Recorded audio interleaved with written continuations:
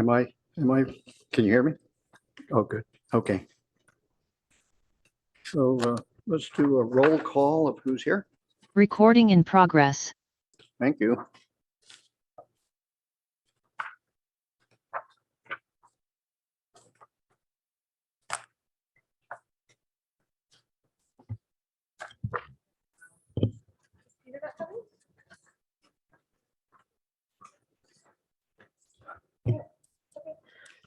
Chair Hirsch? Yes. Veronica, let's have a roll call. Yeah. Chair Hirsch, Here. Oh, that was me. Vice Chair Bolte, He absent. will be in a few minutes, so we'll. Board Member Chen? Present. Board Member Rosenberg? Present. Board Member Thompson? Present. We have a quorum.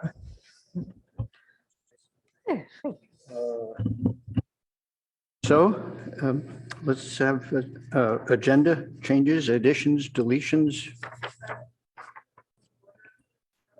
I can't. Who's, We have a call to order first. Did you already say the AB 131, Yeah, we need the AB On this side? 361. David? We need to do a call to order and do the AB 361. oh, we do? Okay. We do? Oh, we I don't. thought we don't. No. Oh, okay. You're right. You're right. We don't have to This do it anymore. this month, we don't have to. Thank heavens, okay, or something. So go ahead. So call to order and then public comment for items not on the agenda. I think. Oh, yes, okay, thanks. Are there any? No, I haven't received any speaker cards or raised hands.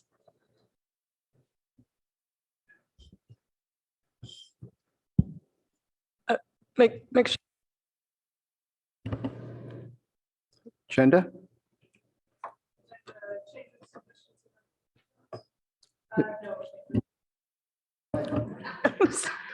No, there's no changes. But we do not have the ad hoc meeting today. Oh, I'm sorry. Thank you. Thank you. Yes, there will be no ad hoc meeting today for the Silicon Valley Bank project. I won't ask you why.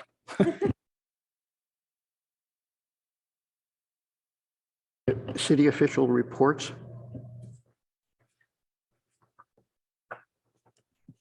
Yes, so hold on one second.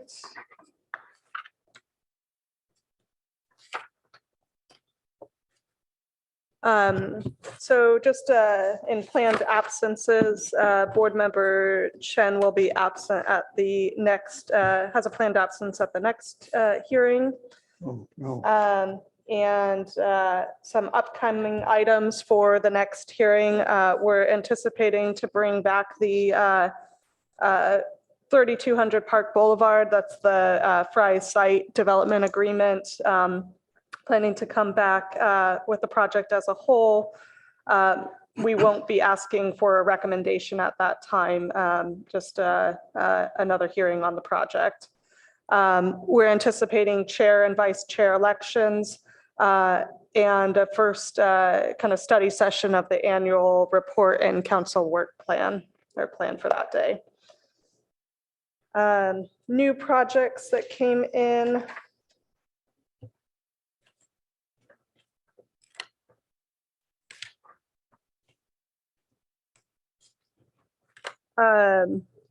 The 420 Acacia project has come in with a formal application.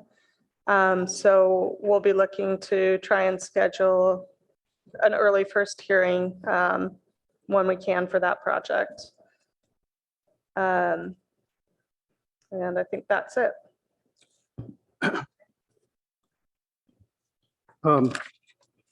I'd like to, now that was one, that particular project, okay, those are townhouses. For anybody who doesn't know what that is, you know, it's the Acacia townhouses from charities and sort of That the portion, so Charities owns a large parcel. They sold off a portion of the parcel and split the lot. Oh, So they did. Charities is not the proposed, it's Dividend Housing is the proposed applicant for the 420 Acacia project. That's It's a- interesting. Yeah. Yeah. Okay, so Claire, that would be a good one for us to have a look at before it gets to us. Now, I understand that you have issues because we discussed it on Monday. Issues that are specific to sort of planning issues. But it would be good if we could have a preview on that one. So is that a possibility? It is a possibility. We can bring it forward for as early a hearing as you'd like. No, it's but- not for a hearing. Oh. It would be just for what we've been discussing, that two of us get together and see what it is. We could schedule an pre-hearing. We could have if it's in the form of an ad hoc or a hearing, Yeah. then it counts as one of the 5 hearings. So Are we positive if- about that? yeah, yes, I'm absolutely positive on that. Now, if 2 board members wanted to look at it and provide just some general objective feedback on kind of details you'd be looking for That's- in the formal, then that is fine. We can certainly assign an ad hoc to, look at that early and provide that input early. Okay, and it wouldn't count then? If it's not like in a hearing format, then. Yeah, it wouldn't be in or a meeting hearing format. It's then- just in-house discussion sort of about it and giving us I a mean, if you wanted to look at it and provide a summary of, here's some additional, Yeah, like, that's what I'm talking plan about. sheets that we would want to see as part of the plan set, then Uh-huh. it doesn't count as a hearing. Okay, Right. that's perfect. Just want to state for the record that Board Member Balte, or Vice Chair Balte joined us. Yes. Sorry, I just want to ask some more questions about this. So I'm sort of hearing 2 different things, but I just want to make sure that You are. we're all clear about what's being discussed. If there's 2 members of the ARB reviewing this project and providing architectural feedback, then that will count as a hearing. Is that right? It would not count as a hearing, but I think that we're not sure that we would want to get architectural subjective feedback from only 2 members early in the process, because it doesn't necessarily represent The whole board. the board's, Right. yeah. Yeah, I've maintained that position as well. So I just want to make sure that we as a board are going to be able to see it all together as the first hearing. But what's the thing that you Yes. guys were just talking about Right. with the ad It- hoc There's a happening? And second situation. Let me try to explain. To look at a project and see if there's more information, for example, that ought to be provided when it gets to the board, gets to be an important aspect of a lot of the projects that we see. If, for example, we see that it's missing sections, or it's missing elevations, or it's missing relationship to its environment, then we point out those things as missing items and expect them to be presented when the project comes to us. I see. Okay, so it's a content review, not an It isn't architectural an review. opinion review. Okay, It's a content review. I see. Okay. Pretty good. And then presumably that feedback would just be provided kind of in a email format, or, Mhm.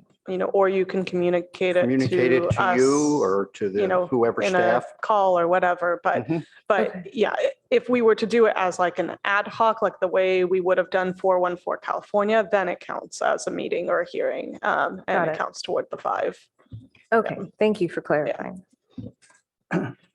So going through the list, I commend you always about this list. Well, Jody's gone.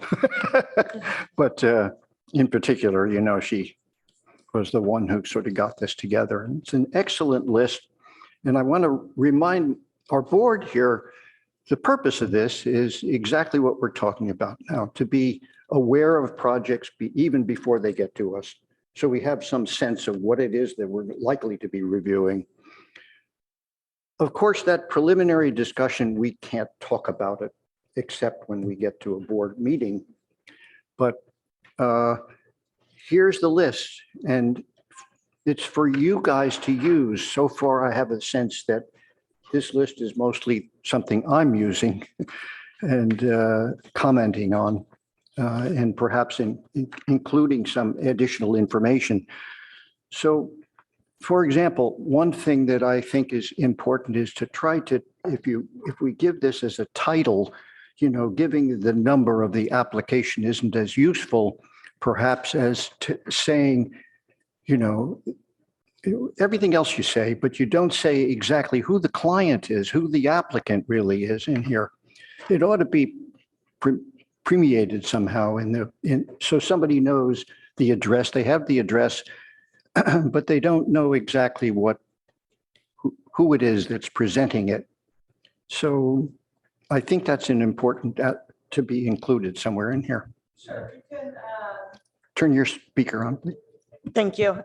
We can certainly add to the project description, like request for major architectural review by dividend housing or something to each of these. That's totally fine.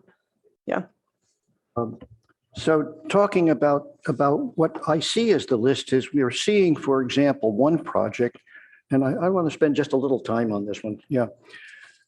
The whole of the Fry's site, for example, I'd like to know why it is that we haven't seen it as a single item for us to understand the whole item. Instead, we get it in pieces.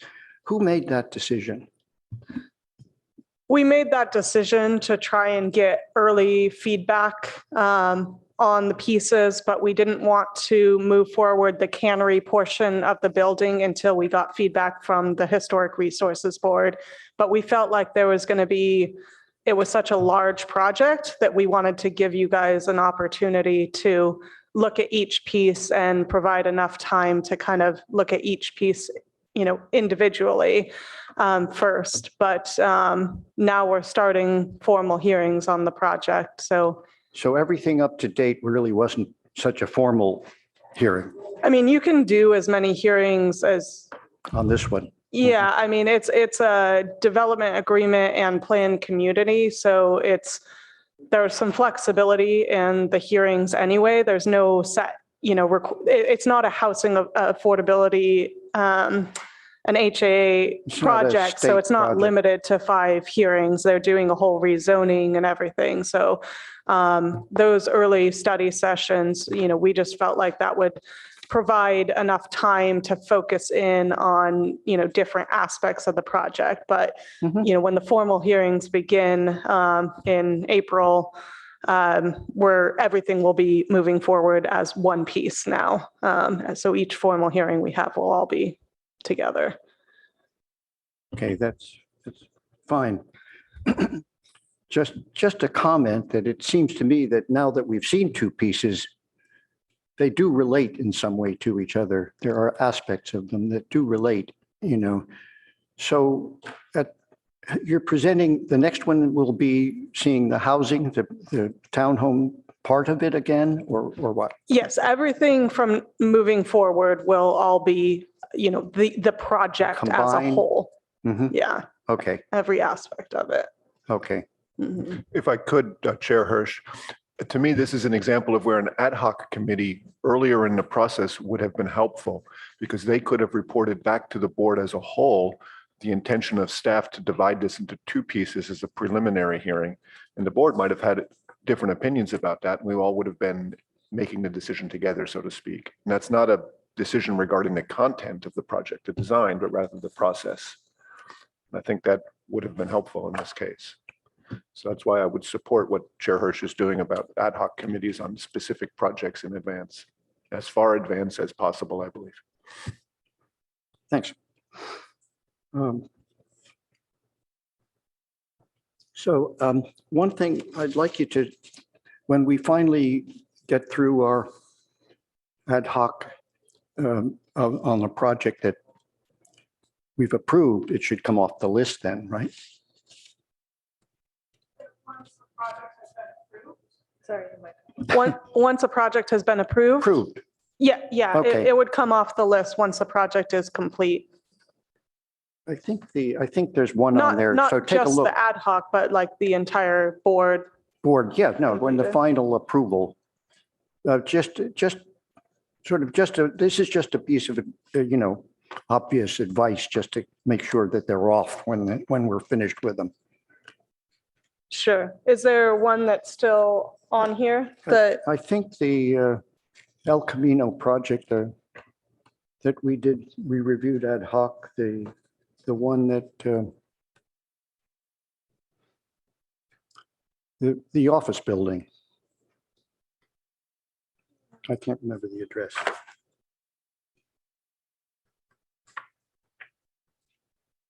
Do you have I'm looking for it, actually. are you talking about 3300 El Camino?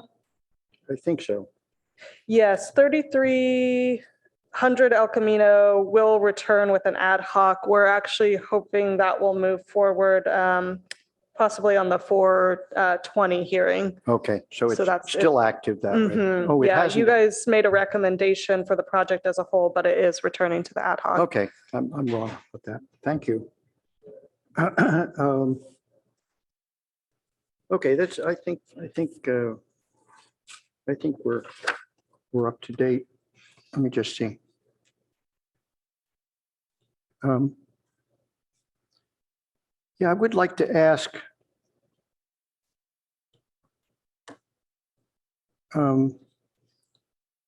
3150 El Camino, which I think is the Acclaim project, right? Correct. That's a really an important one for us to look at, right? Yeah.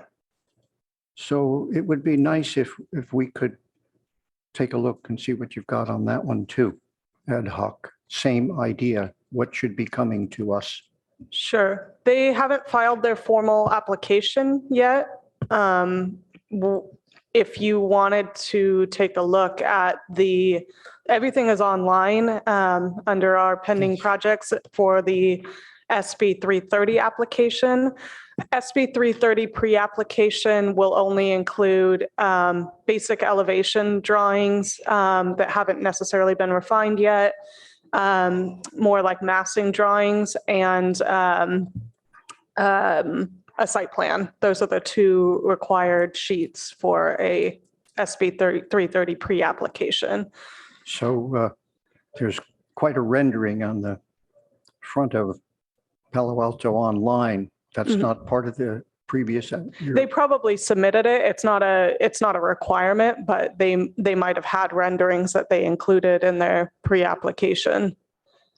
So the SB 330 pre-application has been deemed complete and a formal application has not been filed. But if you wanted to have an ad hoc look at what's been submitted to date and provide feedback on what you would want to see as part of the plans at this point in the process, you certainly could. Okay, I'm sure that it would be helpful to the developer to know that as early as possible. yes, Sure. that's the purpose that we're looking for here. So should I pick an ad hoc for that right now? So, yeah, so do you want to assign an wanna ad do hoc for that one Nope. as well as 420, Okay. Acacia, it sounds like? Yes, why don't we do it in two? Okay. Kendra, I think I chose you for the next ad hoc. Would you? It's okay, great. So that's the committee, the two of Sorry, us. I didn't hear. So Kendra, Hirsch and yes, she's Kendra, fine. for which project? Well, should we do both? You okay for both? Maybe we could do them in the same day. Huh? Okay. That would be it. Okay. I will send links out, and I know in the last meeting we had talked about, because we assigned an ad hoc to the 800 San Antonio as well. So I'll make sure to send the submittal checklists that we work off of. Okay, I think that'll be helpful as guidance to you guys but any additional like details, like, we would want, a detail of like how, these materials come together or Oh, something along that much line. later.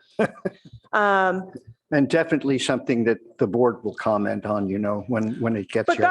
that kind of information, like if you see that and you know that you're going to want that kind of detail, Okay, having that kind of information early so that Okay. they include it in your plans, that's the kind of information we would want to know as early as possible. That way they can include it and hopefully have it during your first hearing. Mhm. So I'll send that link and then links to all the plan sets that we have online for these. So what you're suggesting is that we get together on our own and take a look at what is available online, basically, and not meet actually with you or with staff about it. I think that it would be helpful for you guys to look at it. If you would like to then set up a meeting Fine. with me or whoever the Seems project okay. planner is for these projects, then we can do that to convey the information. Or For what it's worth, in principle, I think it's wise for the board to avoid or restrict as much as possible using staff's time for this kind of thing. The whole idea is for us to form our opinion, and to the extent that we can avoid using up someone like Claire's time on this by requesting a meeting, for example, Mhm. the whole thing will work better. Maybe the ad hoc committees could make a point of first looking at whatever's there and asking questions, and then requesting a meeting if they think that's appropriate. This is the meeting just to let the planner know what our feedback is? I mean, how else would you want to communicate that? Just like via email? Well, I think you could communicate it by email or a phone call. As I see it, an important chunk of the ad hoc's responsibility is to communicate back to the board at the next meeting what they're seeing. It's obviously important to work with the staff on it. What I'm trying to do is be sensitive to staff's very limited time and the city's limited resources. And I don't want us to be seen as sort of trying to grab a bunch of their time. It will just come back to us in a bad way.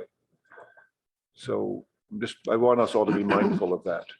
And that's what I hear a lot meeting with staff in the pre-meetings here.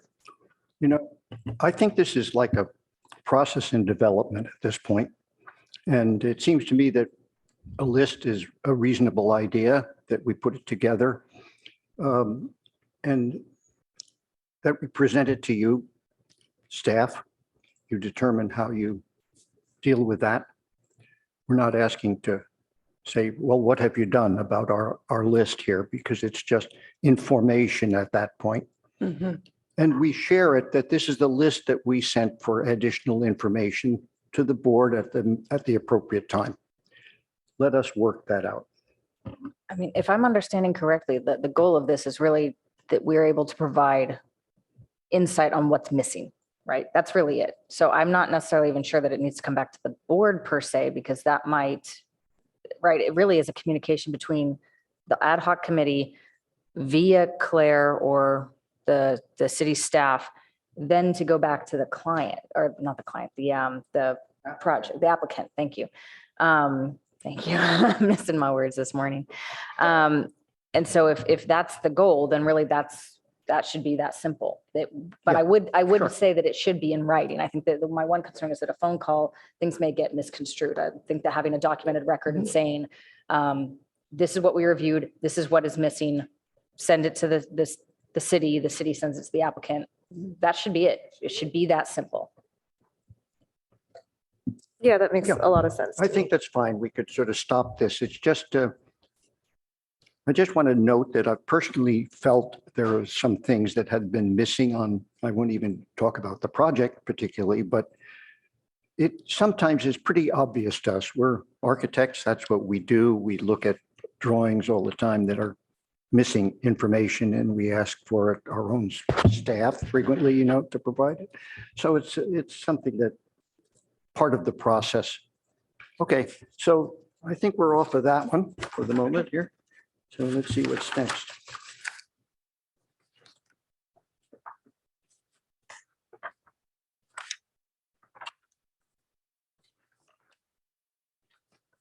Going the wrong way.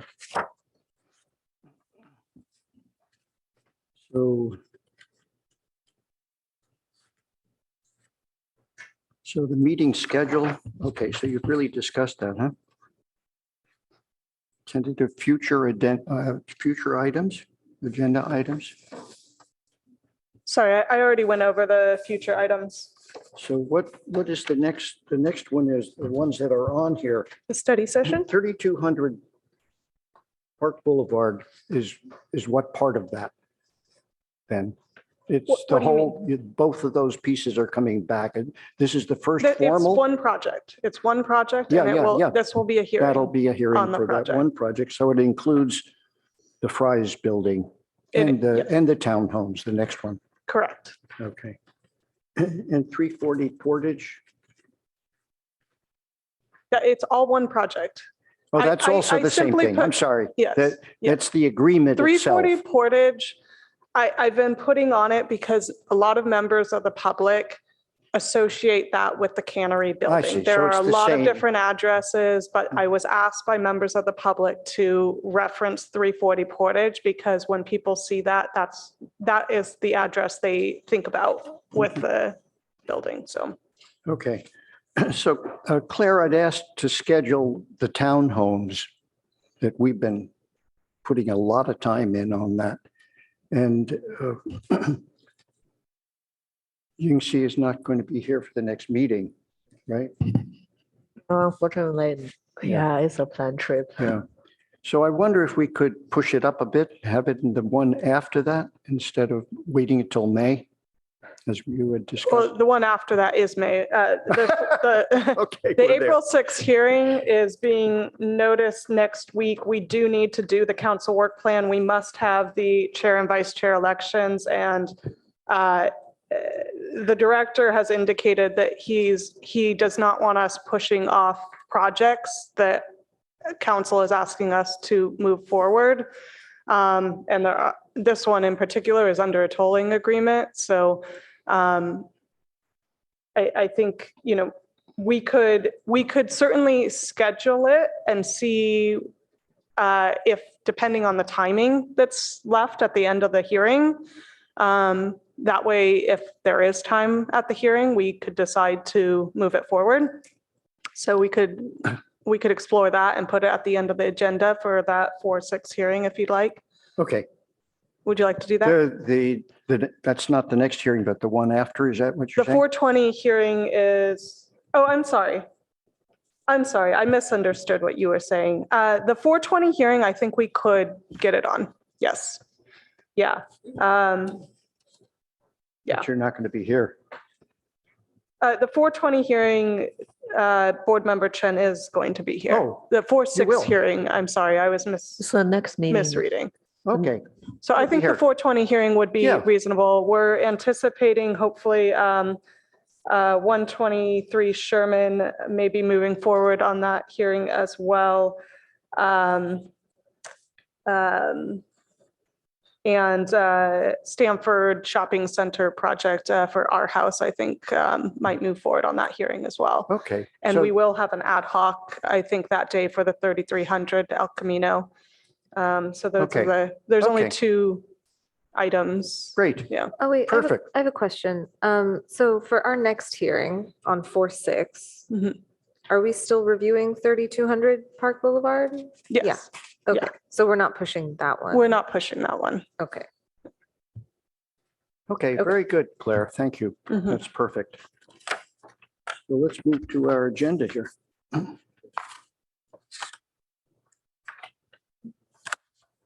We have a staff presentation. Are we moving on to the study session item? Yeah. So I'd like to announce that I'm going to recuse myself from this item on the advice of the city attorney relative to other projects I have going in the city. So I'll step out. I'll be available. If you could let me know as soon as it's finished, I'll join the meeting again. Okay, Thank you. thank you, Peter. Well, that's what happens when you have active architects. You can't help it. Do we need to provide Yeah, yeah. disclosures for this? I don't know that we have to because it's a study session, Okay. but if you have a specific disclosure. I mean, just as an overabundance of caution based on Peter stepping out, I do have a project that's under construction, but it's already been permitted and approved with an ADU in Palo Alto. I have pretty much recused myself from all my other projects in Palo Alto that had ADUs or anything similar. I do not have any SB9s in Palo Alto. So You have an SB9? no, none None. in Palo Alto, one in Good. Mountain View, but not in Palo Alto. I have nothing to disclose. I have the similar situation as Kendra. I have ADU projects in Palo Alto, but not SB9. Okay. I'm a retired architect. I work for a corporate company that has no projects in Palo Alto. So, Good morning. I'm Amy French, Chief Planning Official. Is the agenda item to be read into the? Yeah, or Chair do I Hirsch, do you that? want to Aye. read that item? correct. Yeah. Thank you. Study session to review, discuss city's local objective standards for Senate Bill 9, SB 9, residential units and urban lot splits previously approved by council, along with city's SB 9 interim ordinance 5538. The Planning and Transportation Commission recommended a permanent ordinance to replace the interim ordinance of February 8th, 2023. Environmental assessment, not a project. For more information, contact Amy French. Amy French, Palo Alto. Yes, good morning. For the listening public, we're going to be discussing the SB 9 standards. This was a state law passed in 2020 or 2021, perhaps. I'll be showing some slides and then I'll ask Emily Foley, our planner, to present some of the greater detail, as she's very much involved day to day, as she was involved at the start of this. So SB 9 is now Government Code 66411.7, the California Home Act. And what it did was create a ministerial process for 2-unit housing development on single-family residential parcels. It also enabled what we call urban lot split, which is a one-time subdivision of an existing single-family residential parcel into 2 parcels. So approvals must be based only on objective standards, and they cannot preclude construction of 2 units of less than 800 square feet. Denials are only permitted if projects do not meet objective standards or if there are specific adverse impacts on public health and safety. Limitations on how jurisdictions regulate SB 9 projects include setback and parking requirements and requirement that attached buildings must be allowed. The parcels that are affected by the SB 9 have qualifying criteria. Again, all single-family residential zoned properties within urbanized areas, except environmentally sensitive areas and environmental hazard areas, if there are no mitigations possible, as well listed historic properties and districts. Additionally, demolition is generally not permitted for rental units or deed restricted units. So what did the city do? In 2021, which is when the state adopted SB 9, the council adopted an urgency ordinance in late December or early December, and then again an interim ordinance in January, followed by adoption of urban lot split standards, and then at that late March meeting, and then finalization of both ordinances in January and April, the SB 9 standards, which were introduced in December. So then, more recently, in February this year, the Planning Commission recommended council adopt a permanent ordinance because interim ordinances really only last a year. So there are no proposed changes to the standards going forward. The council will be presented with the ordinance and no changes to the standards at this time. soon, because again, we don't want the interim ordinance to expire. But we do have the direction from council. They asked that we visit with the planning commission and the ARB to, review.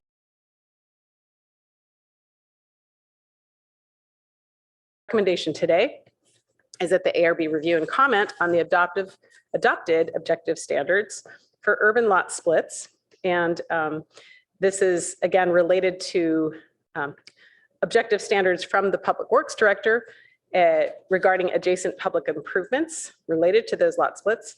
And then review and comment on the objective SB9 standards for development. And these were based on the individual review guidelines that are, in effect for two-story homes.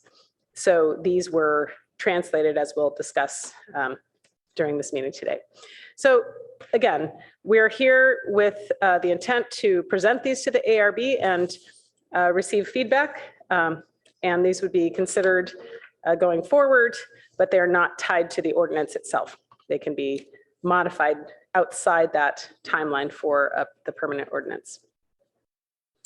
So again, what the ARB is asked to consider is what has been adopted, but noting that staff is finding after a year in, and Emily is processing these SB9 projects, that we may have some interest in changing the standards, but we're not, again, changing them right before we go to council. This will take some time to process and consider and study.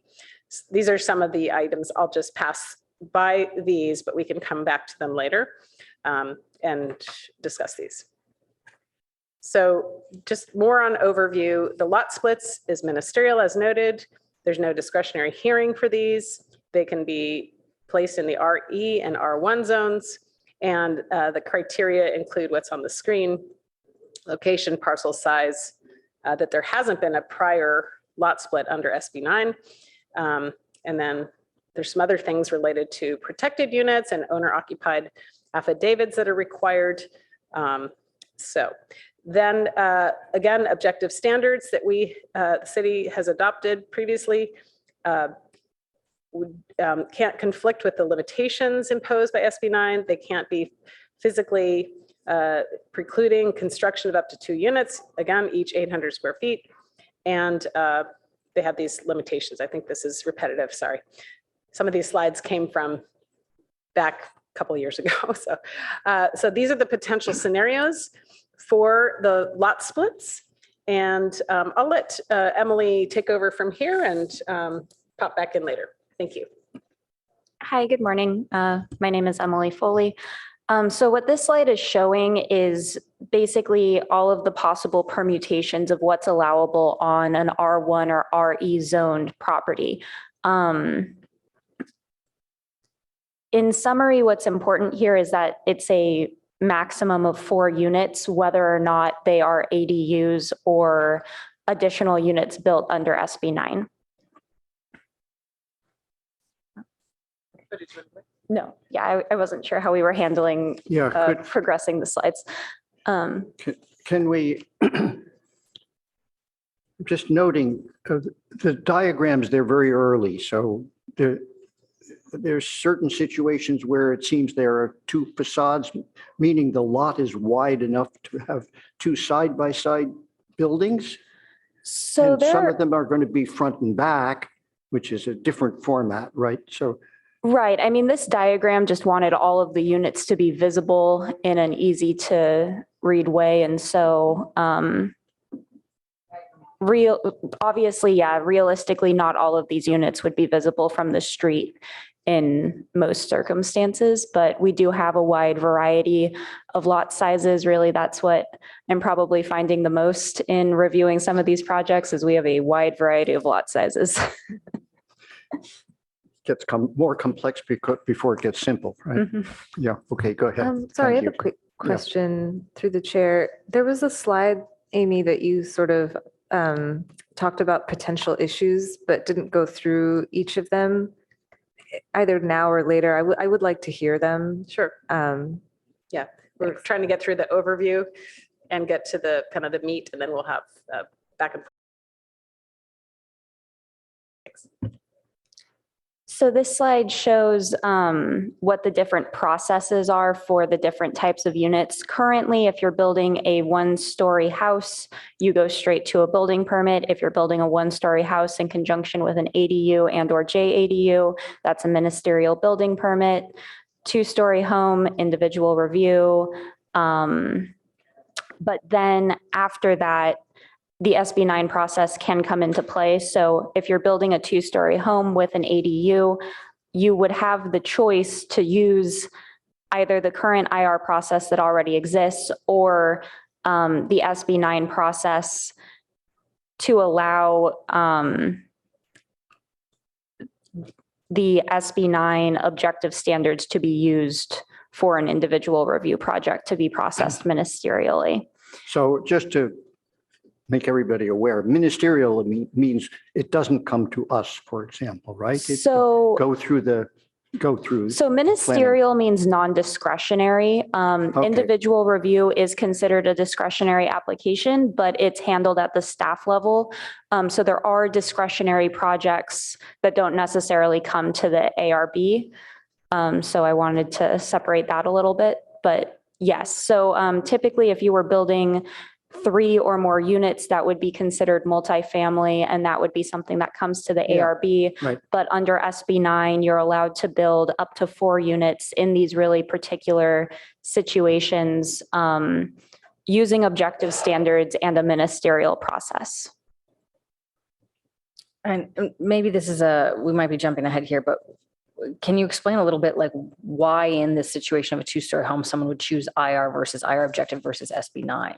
Like what would be the differences in the applicant choosing the different processes? So this is an older slide, as Amy had kind of alluded to earlier. There isn't the IR objective process doesn't exist. It would really be using the SB9 objective standards to build a two-story home with an ADU. Whereas the IR process is using the current individual review guidelines. At the time that this was established, we were hoping, and I think our end goal is that the objective standards will streamline the individual review process by taking out the discretionary kind of back and forth that happens in some of the applications. But we don't want to eliminate that as an option because if we get into going into detail on each of the objective design standards, we did our best to make sure that they were in line with the current IR guidelines, but there are cases where, some may perceive to view them as being more restrictive. Right, so for SB9, it seems like it's for housing development that is no more than 2 housing units on the lot, right? So I want to know then in that case, why for 2-story home without ADU? It seems like it's also qualified SB9 process instead of just IR. The way that I believe our SB9 ordinance is written is that it applies to the construction of 2 or more units. But that is also something that we can consider again with how the objective design standards could be applied to houses that are currently normally going through the individual review process. I almost feel like that's sort of part 2 of a discussion where a 2-story home going through the IR process, if the goal is to sort of do away with this IR process and streamline the whole situation, that applying to the 2-story home, from what my understanding of it is that SB9 really is focused on multi-units on single family home lots. So a 2-story home that's just the one thing is just falling under the sort of standard issue single family home lots. SB9 really only applies when there's more than 1 unit. Yeah, so SB9 is a state law.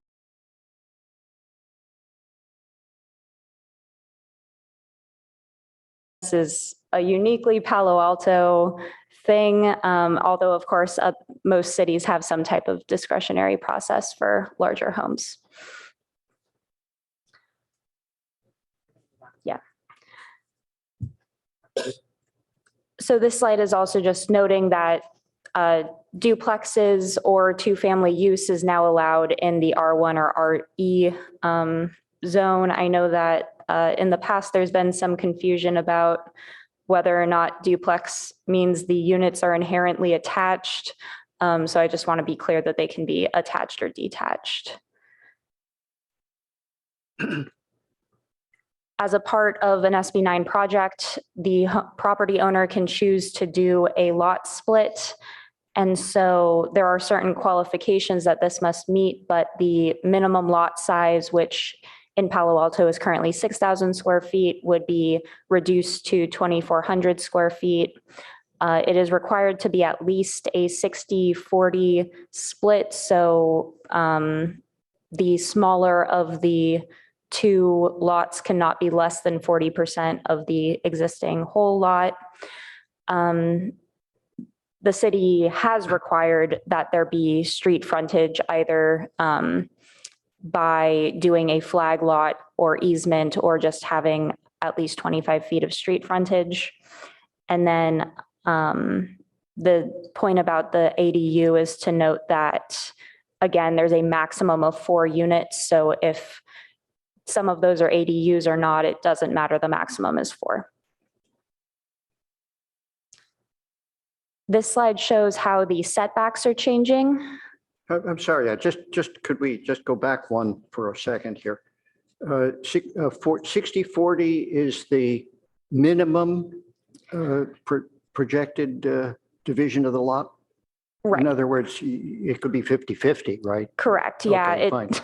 it basically would range from being 40-60 to 60-40. Okay, thank you. So the setbacks are also reduced to increase the buildable area when doing an SB9 project. The blue lines show that the rear and side setbacks are reduced to 4 feet. This is consistent with the setbacks allowed for ADU construction.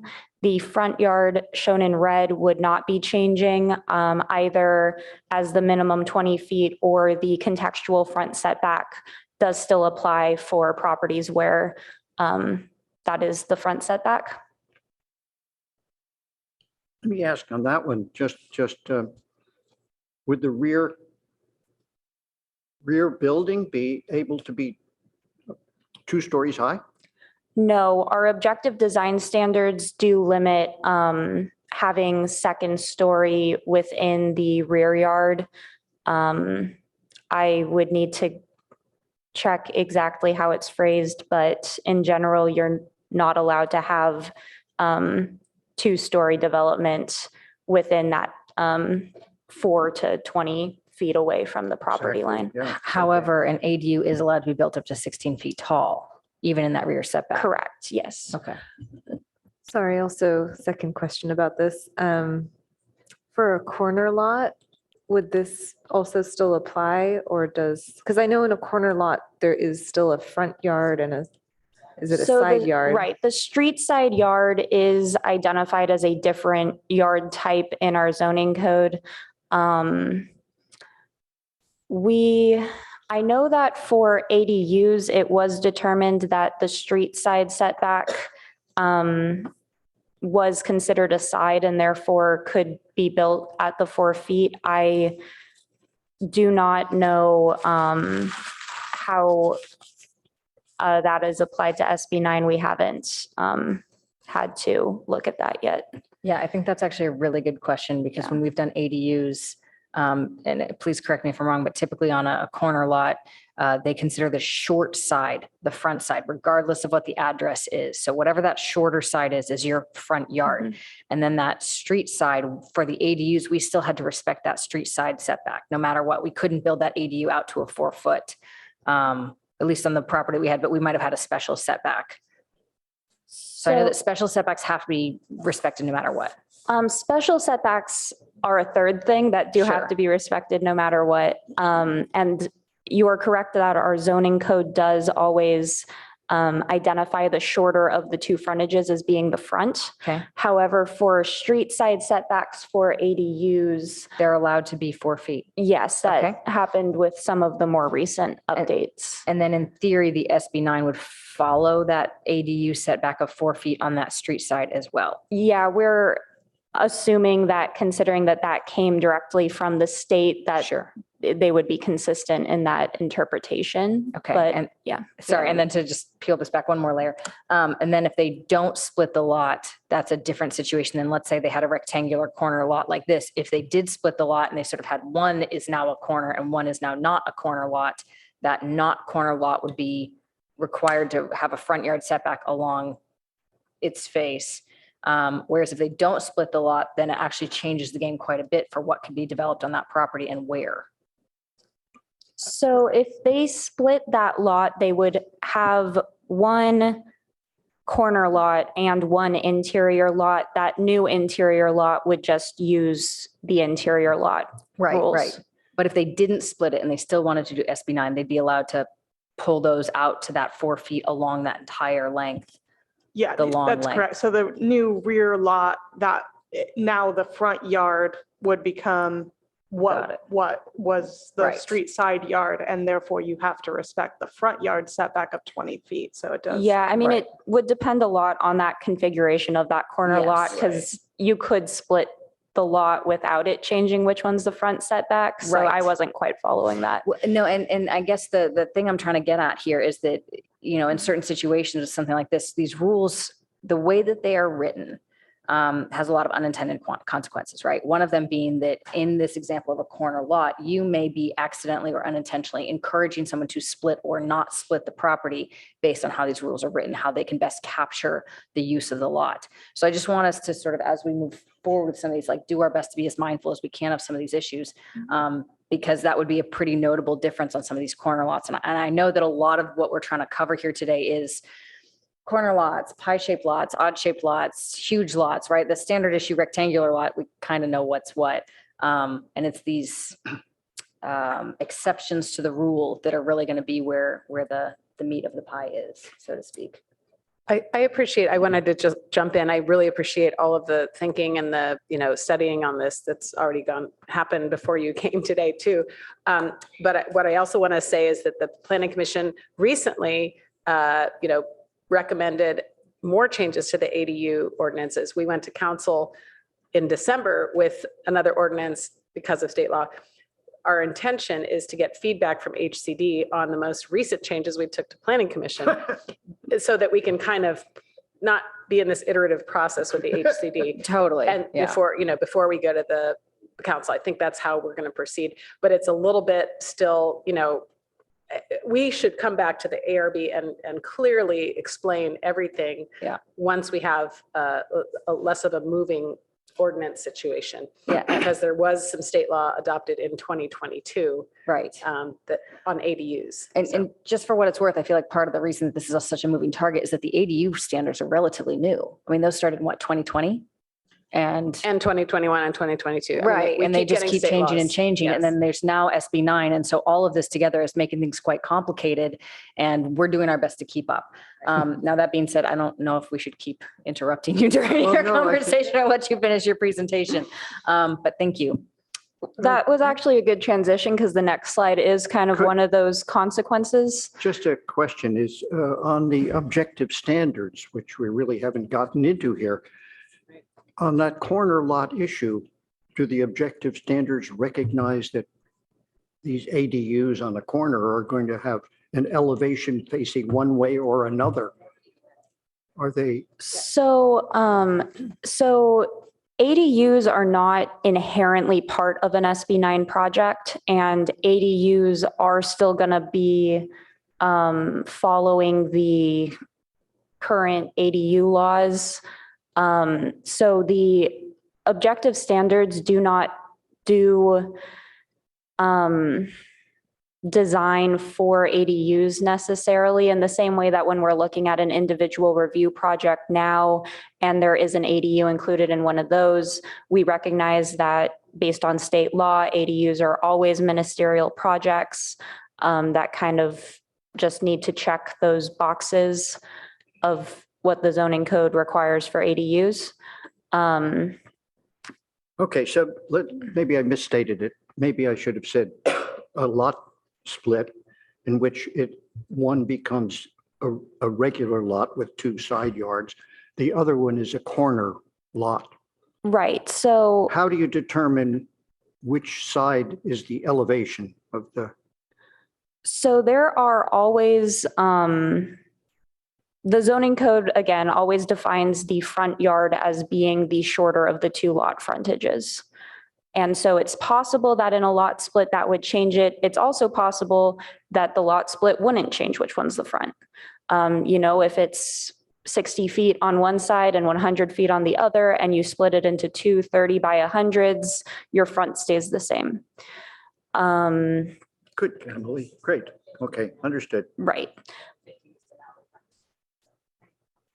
Additionally, yeah, when you are eventually looking at the objective design standards, Okay, individual review guideline 4 refers to facade composition and I believe does acknowledge that you should take advantage of your dual street frontages to present, thank you. things with windows.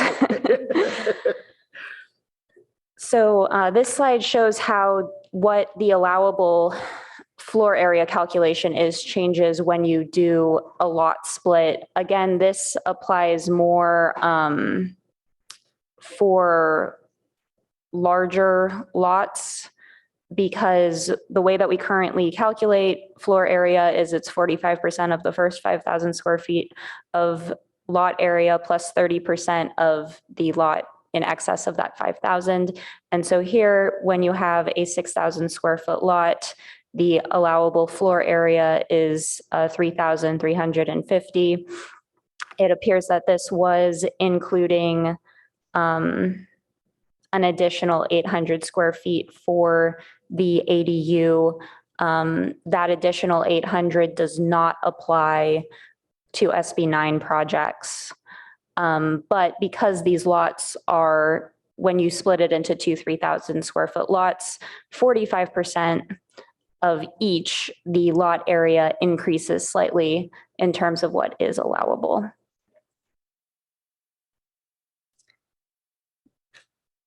So moving on now to the objective standards for the development of the end product, the homes.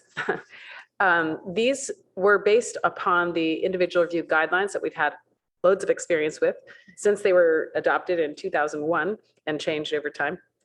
So we use them. Thank goodness we had something already prepared that helped us with this effort to quickly turn around in December of 2021, the objective standards. So the guidelines, some of you may be familiar with, having done individual review projects in Palo Alto, are for site planning, neighborhood compatibility, resolution of architectural form, massing and roof lines, visual character of street-facing facades and entries, and privacy. So each of these IR guidelines is broken down into key points, and these SB 9 objective standards pretty much just took those key points and converted them into objective standards. There was a little bit of massaging of that because it's complicated, but we did have our individual review, Arnold Memorella, some of you know, helping us with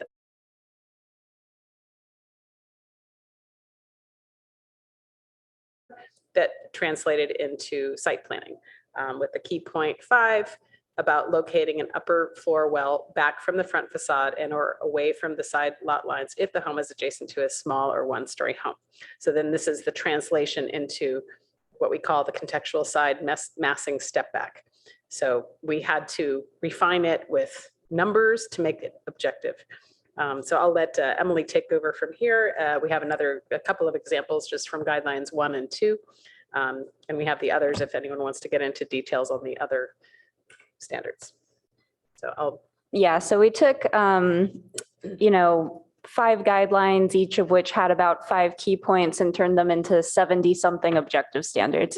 So we're not going through all of them in this presentation, but I'm happy to answer any questions about any of them. And just to highlight a few examples, this one for the contextual side massing step back where a home on an abutting lot across a street lot line or a side lot line is single story or has a second floor area less than 500 square feet. So what we're identifying is that as a part of our contextual analysis, we pay special attention to when the homes adjacent to a new two-story house are single story, especially in a context like an Eichler neighborhood where they're very low single stories. And we're also including when a home only has a very small second story, less than 500 square feet, as being more similar to a single story context than a two-story context. So that's the first half of that. So I have a question about that. I mean, a single story house, there was one next to my house when I first bought the lot. And it was changed to a two-story house eventually. Why are we so concerned about that situation? Because it's certainly flexible here in Palo Alto. People do tear houses down. One-story houses frequently are torn down and rebuilt as two-story houses. Yes, and when Why they is such an are, exception made for a single-story house that's adjacent to one that you're developing, let's say? based on public feedback, it was something that residences are concerned about, just having that massing transition between single-story houses and two-story houses not be too overwhelming, or to have a two-story house that is perceived as being out of scale compared to the houses next to it. Okay, maybe we could talk about specific situations there too. But let's go on from that. This is all of 1.1. Is this what we're talking about? 1.1? Yeah, I mean, I don't know if was this included in the packet? Yes. I believe Okay. so. So each individual review key point, as I had mentioned earlier, there's about 25 of them, were broken down into key points. And so this one that we're trying to discuss, is 1.5B, but 1.5 individual review key point 1.5 was divided into objective standards 1.5 A, B, C, and D. And so this is just an example of how we made that transition and took something subjective, which was locate the upper floor well back from the front facade and away from the sides, into something that says when adjacent to a single-story home, the second floor must be 20 feet away from the side, or if the second floor is located within 20 feet of the side lot line, it shall step back the upper floor from the lower floor on that side at least 7 feet for at least 50% of the depth of the structure. So because the lots potentially, as the result of an urban lot split, may be narrower than a standard lot, it's just trying to discourage having a two-story wall plane. If your side setback in virtually all cases, then that second floor needs to be stepped 7 feet back for at least half of the total length of the house. Side yard setback is 20 feet? No, if if the house is within 20 feet of the front property Right. And so line. that's what I'm saying is like, except in these cases where like in the RE district, you do have huge side yard setbacks. This is going to apply to standard, more suburban Palo Alto. So let me understand then, if it's 20 feet back from the front yard, then the second story on facing the side yard where there's a single story house has to be set back further than the daylight plane, for example. So you see how there's the diagram to the side, this on the slide, this is taken from the individual review guidelines, but it's showing, the light gray is the first floor footprint of that middle house, and the dark gray is where the second story is located. And so if you look at the sides, that second floor is stepped in from the sides compared to the first floor. If I can step in for a second, I've heard you several times, Chair Hirsch, say 20-foot front yard setback. We're not talking about the front yard setback of 20 feet in this example that we're discussing. It's a 20-foot It's normal to have a 20-foot setback from the front setback. yard. We're not talking about We're front not setback. talking about that. I understand Correct. it's a side yard setback, which is in the second diagram here, for example, right? It's the middle diagram. So the second story of a house here, a new house at this point, because there's a one-story house next to it, has to be set back 20 feet from a side yard. No, it has to be set back 7 feet. It's acknowledging that if you had a context where the first floor was more than 20 feet away from a side, again, that would be a very rare occurrence, then this wouldn't apply. So the long and the short is basically in this context, all of these houses are going to be within 20 feet. So they're saying since the main house is within 20 feet, the upper level has to step back 7 feet from the first floor. The upper floor. portion. In the large sort of Palo Alto Hills lots where the side yard setback, the building may be already 30 feet from the side yard, they can build straight up. They don't have to set back 7 feet. So I think that's, if I'm understanding correctly, that's the context of this. Now, just sort of piggyback on this while I've got the microphone. I'm also noticing that this rightmost diagram, if you flip flop that daylight plane and put it on that house on the rightmost side, it wouldn't comply with the daylight plane. Why is that? So these illustrations were originally from the development of the individual review guidelines. So these are older, Okay. and it recognizes the existing context at that point in time where there were two-story houses that were built. Not regarding daylight planes. Right. Got it. So the examples often on these pictures show an existing house that maybe didn't have review. Another thing I thought I might say, because it could be confusing, in the RE district, the IR guidelines do not apply for regular two-story homes, only in the R1 and some other situations where adjacent to R1. So like Emily was saying, it's pretty rare you're going to have a 20-foot setback on the side in the R1, but because SB9 applies as well to RE, whereas IR guidelines do not, that's where we're getting kind That's super helpful. Thank of you. a little bit more math. Okay, I think I drew a little diagram here I think this is my understanding is if the house is within 20 feet of your property line, then the upper story is 7 foot setback from the edge of the house, wherever it is in relationship to the side yard. Good question. So if the house, say, for example, is 10 feet from the side yard, that triggers I'm within 20 feet from the side yard. Right. And then that upper story has to be 7 feet from that existing edge of the lower level. Right. So if it's at 10 feet, then it's going to be at 17 feet from the side.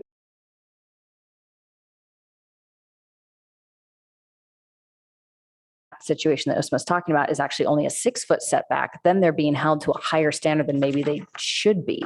So that's a good clarifying question. If that's noted from the setback, or is that noted from, is that 7 foot step back from the existing wall of the house, or is it from the setback line?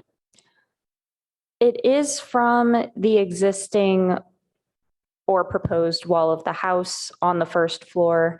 You are correct that obviously in cases where, maybe you have a rear garage, so you have a 8 or 9 or 10 foot wide driveway rather than a 6 foot minimum setback, that will change the amount of setback by 2 or 3 feet. Yeah, I feel like, I don't know if we're supposed to be giving opinions at this point, but I feel like that sort of unfairly penalizes people. And that again, it becomes much more subjective than objective. And if that standard is set that if the house is built within 20 feet of the property line, then it should be off of their setback, right? Because you're right, if they put a driveway, and especially thinking about these lot splits, and these are going to be flag lots, there's going to be a lot going on there. If they have to have a 10 foot wide driveway down the entire side of their house, and then they have to put another 7 feet back from that, they might have, they might all of a sudden not be allowed to build a second floor because you're required to have a 15-foot by 15-foot second floor minimum, right? So I'm concerned that there's some unfair penalization of existing standards, things like that. So some of this clarification I think would be helpful. That's great. And I would add in that, you may recall that the R1 zone also has combining districts, some of which are 10-foot setbacks as the minimum setback for the sides, as opposed to the 6 feet. And then some have an 8-foot minimum setback. So there's different R1 zones. And then, of course, we have, again, the RE, which allows SB9. So this is basically turning into a full dissertation. It also ends up combining interestingly with the other ones. And I don't think we're going to get into it right now, but like if you're adjacent to a single story house, you also have to be an additional 2 feet under the typical daylight plane. We're also not taking into account that under SB9, you could be using 4-foot side setbacks instead of the 6 or the 8 or the 10. So just because this one is limiting it 7 feet, where the daylight plane hits could be further restrictive or not. And so I guess my overall question is, how do we just simplify some of this? Yes. we would same love thing. it to be simplified. Because right It now seemed to it's me feeling that like, Why would you change the daylight plane concept from at yeah, all? Because typically in our current application of the individual review standards in response to how it is currently subjective with things like well back from side lot lines and illustrations where it's not touching the daylight plane, it's been interpreted over the last, 5 plus 12, 20 years to be additionally reduced from the daylight plane. I have to say, I have a substandard lot on my house, but I have held to the daylight plane as the controlling dimension of the second story. It was critical. I wouldn't have been able to build a house the way it is at all if I didn't have the right to build to the daylight plane. And I find it sufficiently distant from the neighbors. So I don't know why this happened along the way. and one other thing just to bring up is that there's a city right nearby, one of our neighbors, I love them. And they have an ordinance that's very similar to this, where the second story always has to be stepped back in the front, on the sides. And what ends up happening is you drive around that city and you see a lot of cake toppers, right? Where it looks like you've got a wedding cake below and the little cake topper on above. And I'm inclined to say that when you allow the daylight plane to sort of be the ruling factor here, instead of these setbacks of an additional 7 feet here, an additional thing here, not be an imposition in massing or in, hogging daylight, in hogging wind, things like that, right? So the daylight plane is highly effective in this. And if that, if you've got a setback and you've got a daylight plane, that volume should be enough. Whereas this additional restriction of a 7 foot from this, from that, can cause a lot more issues than it's worth. And I don't think it actually benefits anybody. And I think it, in fact, penalizes the homeowner and can create some funky architecture. So we I was end up going with to these say, little it just cake makes toppers our life all that much more difficult. Well, yeah, and it just feels like it's a little bit of, again, the applicant, the client, whoever is trying to hit a moving target. Whereas if you go with a setback and a daylight plane and call it a day, that buildable envelope should just be respected, and that should be it. And it can stay that simple. My 2 cents on it. And my 2 cents, so that makes 4. We should probably let them keep going. I don't know if you. How do you feel about that one? Are we giving comments right now or are we still? We are. We're not through our presentation. finish. This is an example. That's all right. I mean, Well, it's yeah. a We'll never study get back session. to it if we don't do it now. Well, we should keep a note because we all have We to might. give comments, right? Well, And then okay. we also need to hear from the public if there is comments from the public. So Okay. I just want to note, there's, again, because of the ADU laws that we get handed down from the state, things happen. Like they can say, well, you can't impose the daylight plane on ADUs. So these kinds of things happen each year that we get feedback and pushback and what have you. So anyways, moving back to the presentation, if we can give one or two more examples and finish, and then we can have the public, right? Okay. Yeah. Maybe just go to, or the one after this one. We had other examples, but we can blow through these.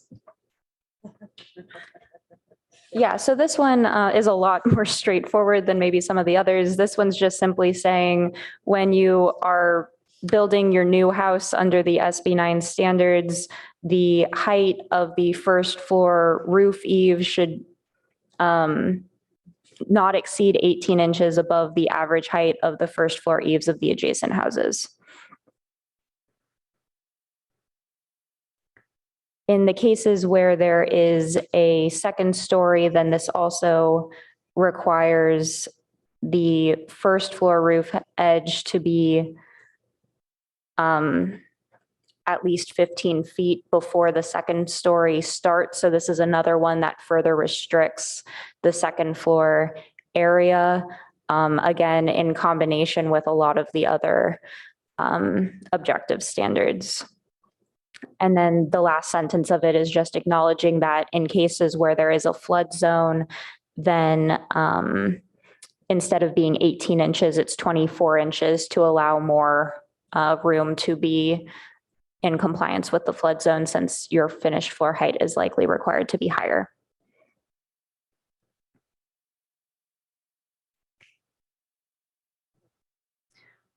And then this one is based off of individual review guideline 2 key point 5. Again, to locate smaller volumes in front of large volumes to reduce the impact of the second story massing compared to the first story massing. And so it requires at least one single story building form, not including the garage, that's no more than 16 feet in height, and at least 18 feet by 12 feet of floor area to be placed on each street facing building side. So Chair Hirsch, to your earlier comment about how it's handled on corner lots, this requires there to be some type of one story element on both street facing sides. Again, this is to limit the amount of just flat 2-story wall planes that there are on any given house.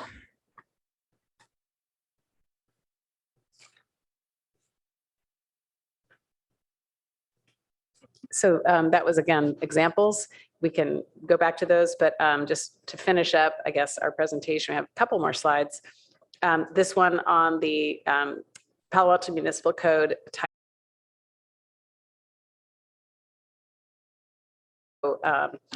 This is an older slide, again, saying what the existing ordinance says.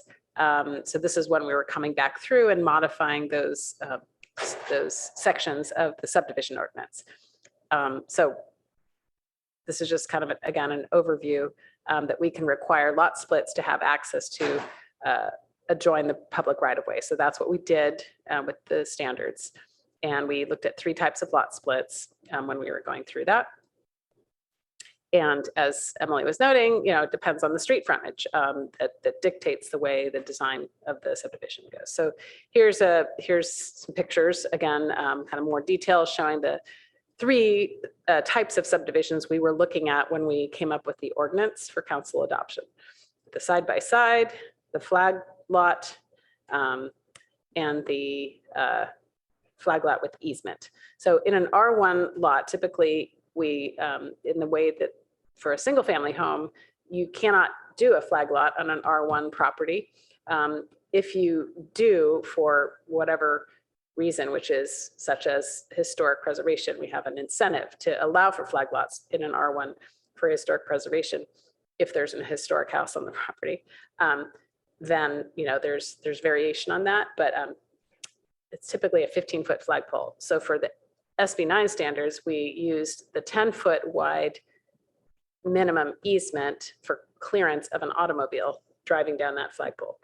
So, and then this is just another topic basically, but Public Works has standards that are objective standards, but the Public Works Director can modify those. Similarly, that we can modify the SB 9 standards that we're talking about today that have been adopted outside of that ordinance process. So the Director of Public Works can modify the public improvement standards that have been subjective for subdivisions. And we're trying to keep, again, these SB9 projects ministerial, including the urban lot splits. Just to also let you know, we're almost done with our presentation, that handouts are in process. We have a firm, Urban Planning Partners, that's preparing handouts. This is literally hot off the press, got this morning in an email.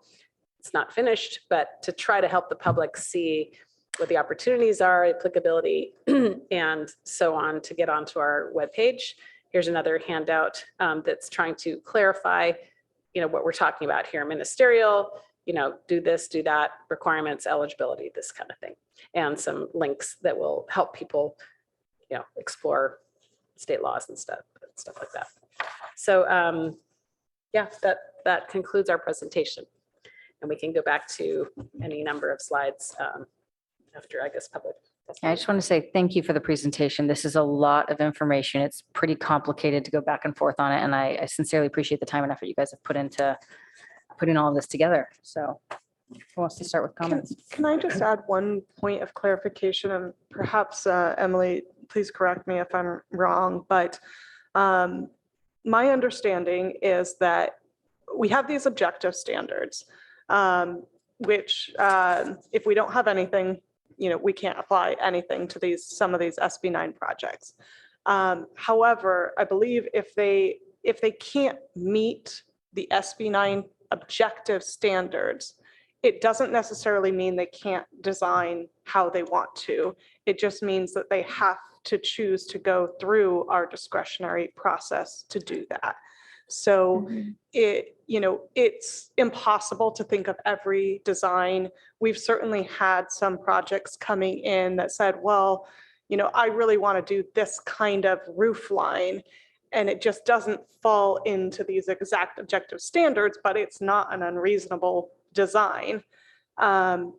They can choose to still move forward with the design that they want to move forward with. They just have to choose to do that through a discretionary process. And so it's about kind of trying to strike a balance. Like, we certainly want to streamline the process for housing. We don't want to create more work for staff, but also having strict enough standards that we feel comfortable allowing people to move forward and know that they're still going to fall within what we would see as reasonable under our IR process, which I think has been fairly successful in terms of coming up with, good designs for our community, and kind of retaining some ability to work with applicants that maybe can't meet every objective standard.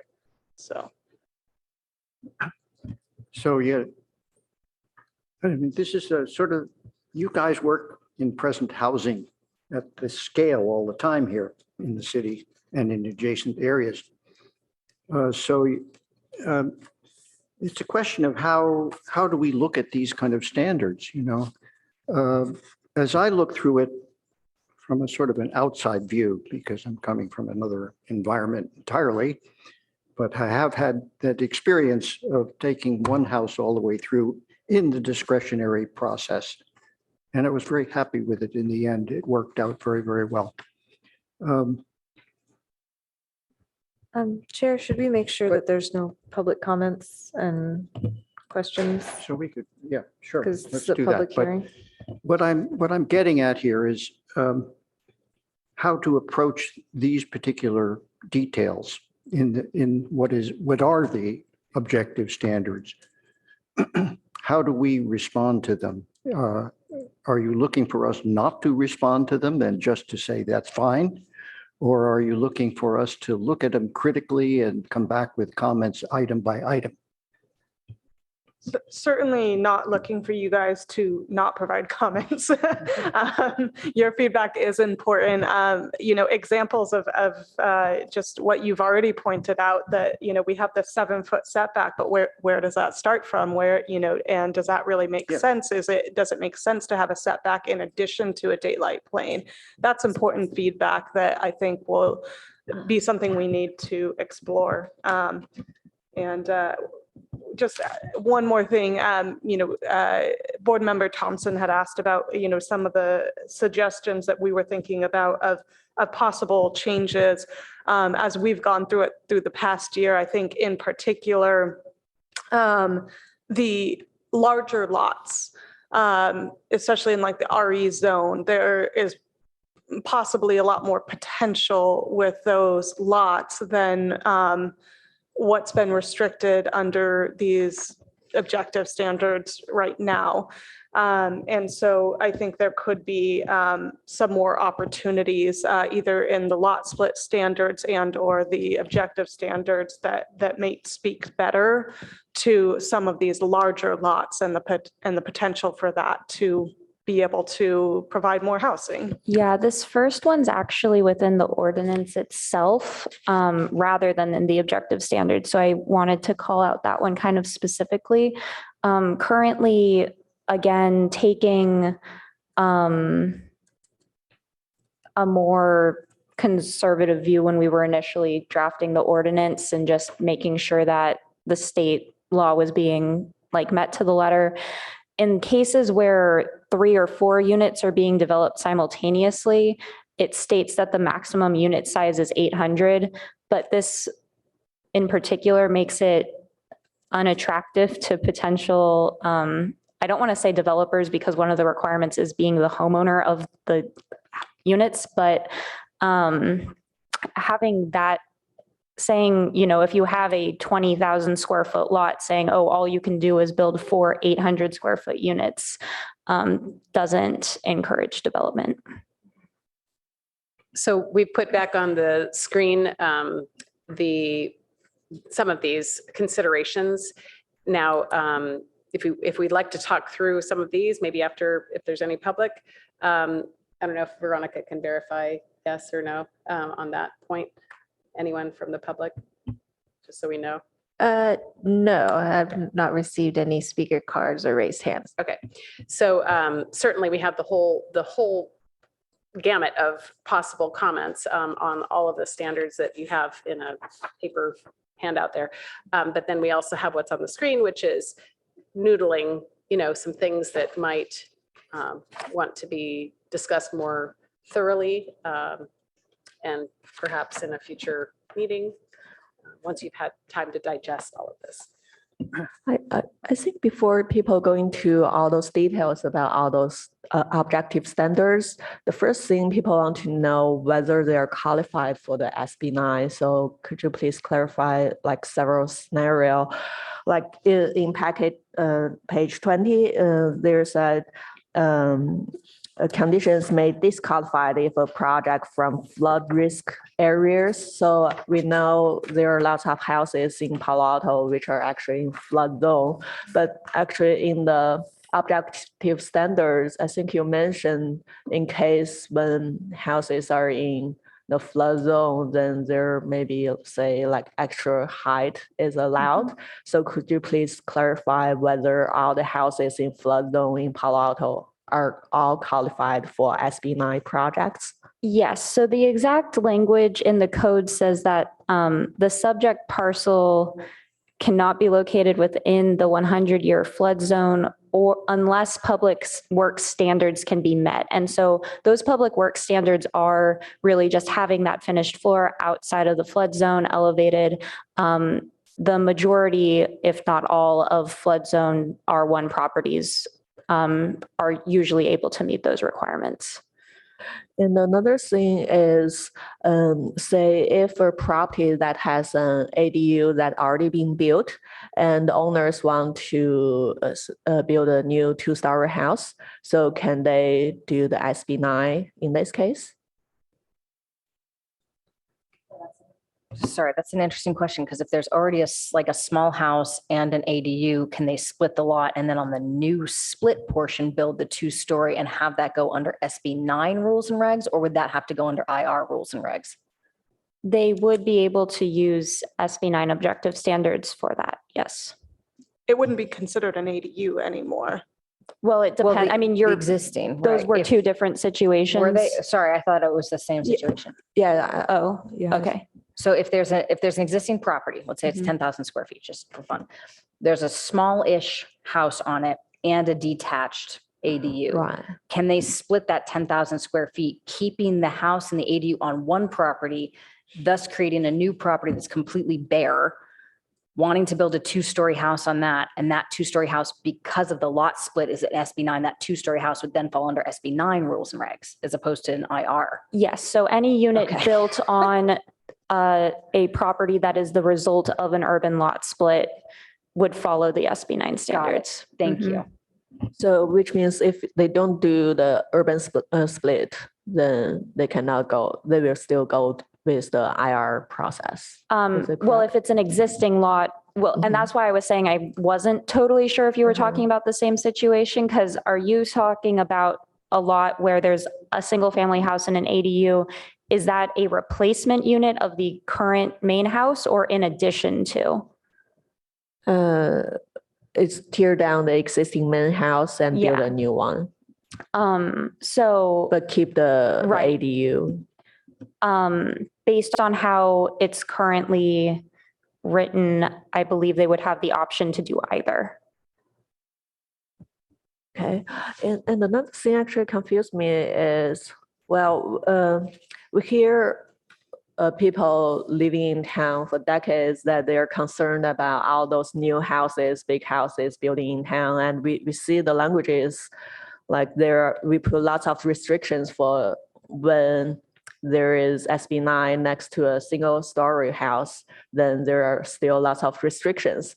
However, for the process we see, it seems like if people just want to build a smaller house, say a regular new two-story house, then they will spend more time on IR review. However, if they want to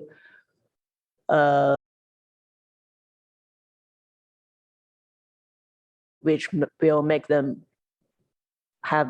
make things happen faster. So which means although we hear the comments from the neighbors that we don't want houses to be larger and larger, but then it ends up with homeowners or developers will choose the shorter way, the faster way to build a larger house along the street. So currently, just to talk about the process in a little bit more detail, an individual review project on average takes between 3 and 6 months. It's usually 2 to 3 rounds of staff review. And then there is the possibility that neighbors would initiate a hearing process. But the majority of them do go through just at the staff review level, and then they proceed to their building permits. But it is a 2-step process between the individual review and the building permits.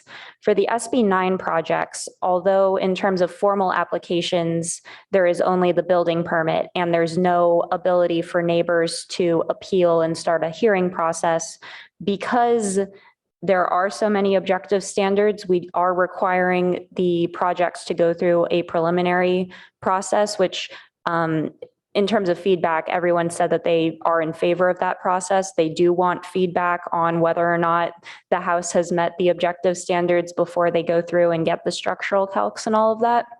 And so we haven't done too many yet. You know, we had a slide that talked about how many that we've had processed. We have 3 that are current, or we have 2 that are currently in building permit, but it's 3 permit numbers because each unit has its own permit number. We're not yet seeing a process, the length of process isn't substantially different yet. Obviously, we do want these to become shorter, but I think that the objective design standards do need some refining before we get to the point where somebody just building a new 2-story single family house by itself is viewing this process as preferable. Thanks. It's complicated.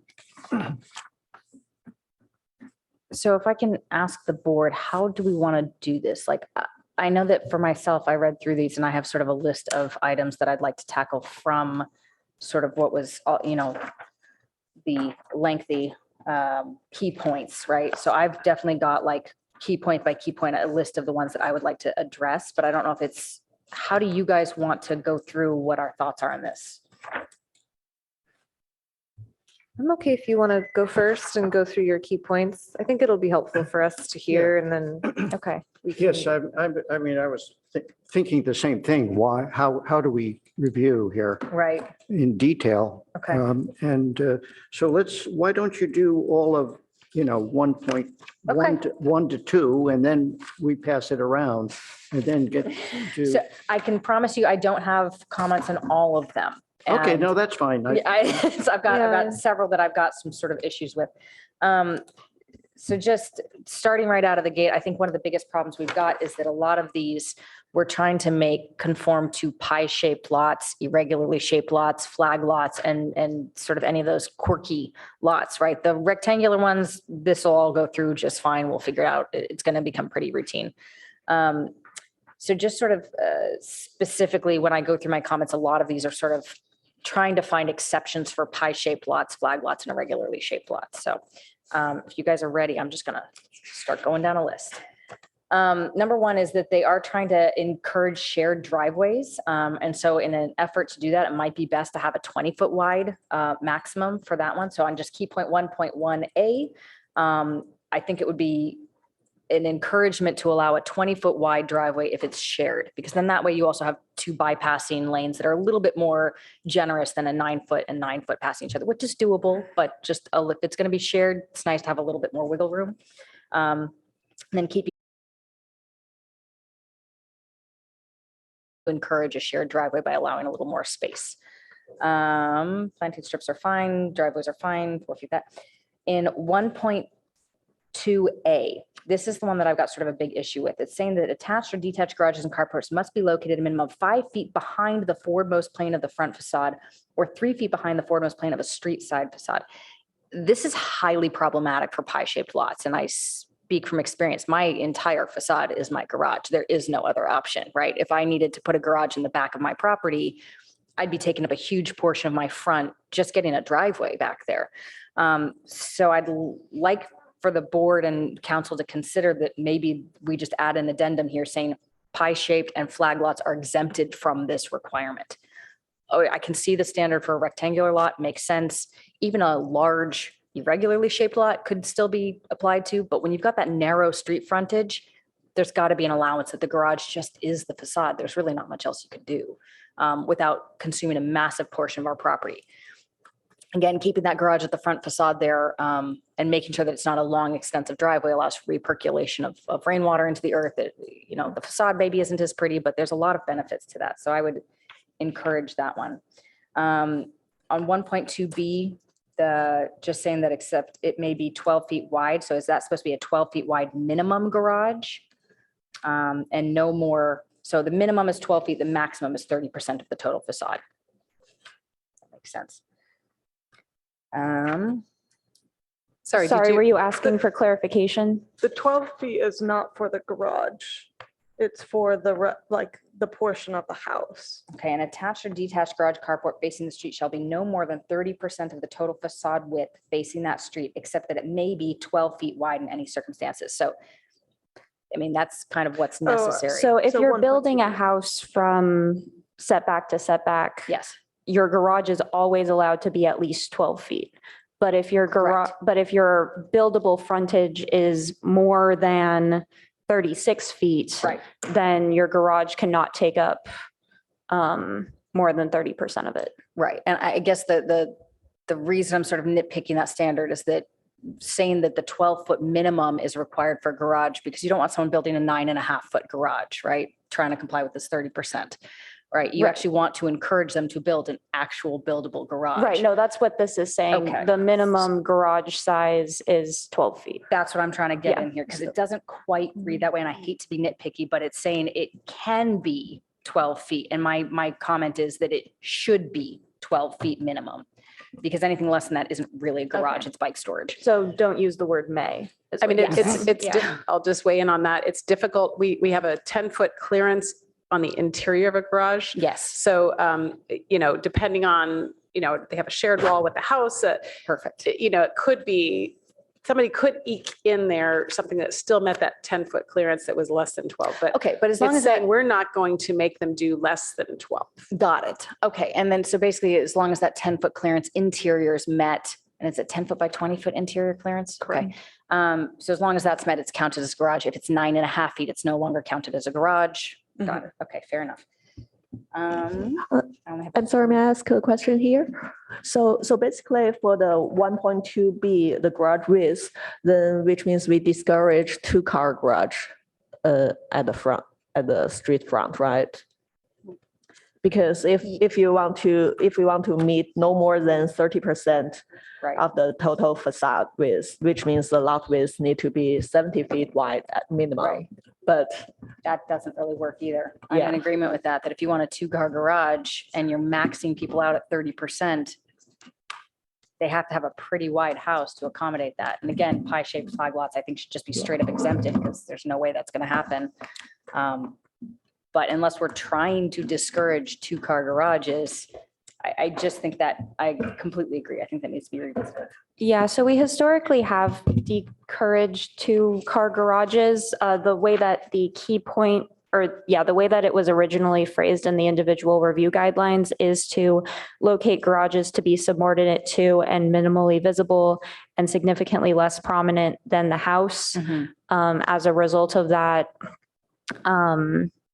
1-car garages are encouraged. Doing rear garages are also encouraged. We also have a contextual garage setback where if the majority of the houses on the street have rear garages, then a new house is required to have that rear garage. There's a handful of blocks that have alley access. In those cases, you need to have your garage off of that alley.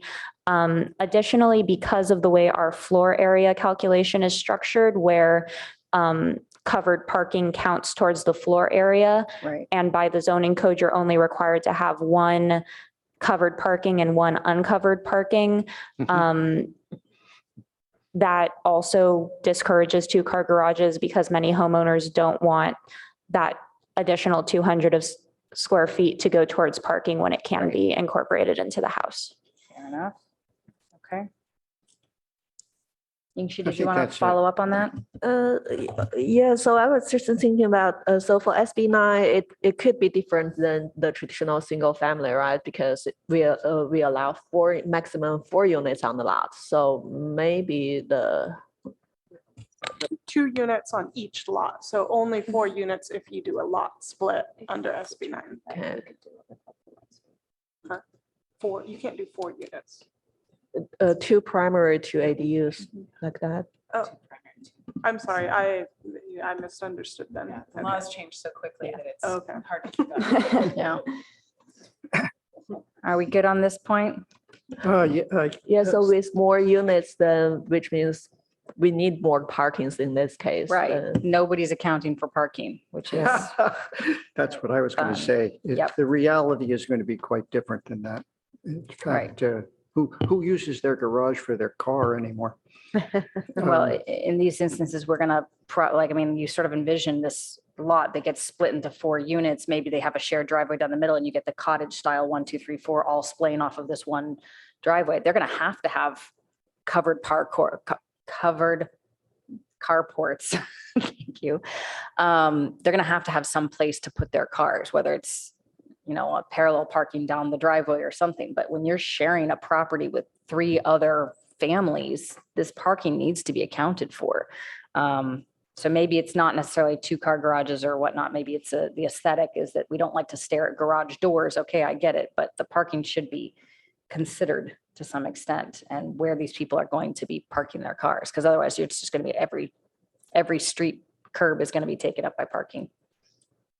And another consideration is, electric vehicles Oh, yeah. that have charging stations. So That are now required. we Right. we have an electrification ordinance that we took to the planning commission that will be continuing on to the council. Okay. And we're working on some stuff regarding noise because that includes equipment, heat pump, water heaters and such.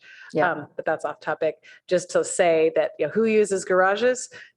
many people may use garages to have their vehicle charge. Yeah, yeah, More and to have more. their vehicle charge and actually to your point, to have their furnaces and hot water heaters and things like that. So, yeah. All right, I'm going to try and keep moving down my list. 'cause I No, wanna- maybe we should, anybody else have comments about item 1? I had one that walkway separations have to have a planting strip. What is the requirement for that? In my situation, I have a 10-foot paved area for my car, and I have a canopy adjacent to the house and an open area behind it for the second car. If I had one, but I only have one. And immediately adjacent to the driveway away from the property line side, I have a walkway, and the walkway is made of separated concrete pieces with stones, black stones between, because that's the format for the landscaping. And from that point on, it's all planting in the inside, on the other side. Why is it necessary to have a planting strip there? It is to provide visual separation between what's driveway and what's walkway. It's also to limit the entire space from being used as driveway. Okay, so it could be the way I have it, because it's pretty clear that one is a walkway. It's differently paved. And it looks pretty nice because it relates nicely to the concrete portion as well, so so I don't see there's a very specific element there that really I don't think has to be there specifically for every house. I question that sort of specificity in a Okay. lot of this. Yeah, some of this feels like an overreach where it's like, why is there a 4-foot planting required? Just some of that's like, it doesn't feel necessary. Do you feel that the width of that is unnecessary, or simply the standard in general is I unnecessary? guess the standard in general, I mean, you can imagine that you'd have a driveway and then maybe there's like concrete pads with grass in between them. That's clearly a Sure. walkway and not a driveway. The concrete that we use for a driveway is a different thickness than the concrete we use for a walkway. It can't support the weight of a car without cracking, right? Right. Sometimes. So there's some of this that just feels like it's overly specific and not really necessary, right? Like, why is it that an SB9 project needs to account for a planting strip between a walkway and a driveway when it may never come up? It may be too tight, right? We're sort of enforcing these 4-foot width requirements in properties where we might be accounting for every inch that we can get. You bet. So it just feels overly specific and restrictive, in my opinion. I agree with that. I So believe that one in particular, there is a zoning code reference. I'm trying to pull it up, but we discuss maximum widths of driveways and maximum widths of walkways and pathways in the zoning code somewhere. Certainly, comments like these are very helpful for the practical development of SB9 projects. If there are considerations that we should be looking at our zoning code as well as the SB9 standards, Thank you. those are also helpful. We, from time to time, do comprehensive zoning updates. Well, we're doing zoning updates every year for one reason or another. So those we can take and put your comments down when they relate to zoning as well. Thank you. It seems Okay. like that one's coming from the IR guideline of minimizing driveway paving impacts in order to highlight yards and pedestrian entryways. So I can kind of see where that came from, just because I think it would separate those two things. Yeah, I mean, in Um, theory, I like it, but in practice, it's adding an extra hurdle that if the goal is to encourage SB9 developments, and if the goal is to encourage more of this density of housing, it's a kind of nitpicky requirement to have in place for these people to deal with. Sure, I hear that. I think Claire also made a good point that we can't account for everything. Fair enough. Yeah. And And it seems like right now the process is the IR for the most part, right? Right. Which is seem to be going well. And this is really just to help lots that might not even need to go through that, right? This is going to be that in between that'll make it go faster. So I guess for me, I'm like slightly less inclined to remove all of these because it's true. I mean, it's true. There is a complication that a lot of these won't apply to a lot of lots. Right. But I think if we accept that and say, okay, there's going to be however much percentage of lots that just can't go through these streamlined processes, but the alternative is still not a bad process, the IR process. You're right. That the alternative, as Claire was saying earlier, that there is still a discretionary path forward that's still available. And I think that does need to be made clear sort of on repeat, especially to applicants, because they'll say, oh, well, I don't comply with this. I can't do this. So I think that being clear, but I also, I hear you that we're trying to just sort of keep it the same and yeah, Keep it as simple as possible. you know? that's what I'm Really, thinking is You know, I streamline mean, this. let's make this process work. Yeah. So people don't have to go to the discretionary Right. process. Yeah. Over a But some of planting them are strip, going to right? have to regardless. I know, but like, would you really want to have to go through the discretionary process because of a planting strip? Right. Right. Like, I I have think- 3.5 feet and I don't have 4, right? All of Right. a sudden I have to go through discretionary. That seems a little ridiculous. Right. I think Yeah. it's, I will say I think the goal of this is to strike a balance. I Yeah. think generally we've taken a pretty conservative approach in these objective standards in the initial, because we kind of took the position of like, we're gonna, do letter of the law and we don't want a lot of projects moving forward, doing a lot of stuff that we don't want to see. We'd rather push them into a discretionary review and review it through that. But I think that the goal of this process, and moving forward a permanent ordinance, is to really think about it a little bit more now and try and strike a balance between what will streamline projects and allow people to move forward without taking up more, creating unnecessary review times and staff time, but also still meeting the high quality standards that we're seeing through the IR review process. And I'll just add that a number of cities are in this same process, right? Yeah. We're all in the same process where we've done something quickly just to get something that we've already been using to work for this process and see. And the council specifically asked, come back in a year and let's see, how it's gone. We've had a number of projects, not a lot, but a number that we can tell the story and figure out, going forward, is there something else we should be considering? Are the guidelines too strict and this kind of thing, the standards? Well, that's the reason we're saying what we're saying about this particular detail. We're trying to make it simpler. Right. Let the designer figure out the best way to put the path in and the best way to get to the front door. And you don't really need a planting strip for that.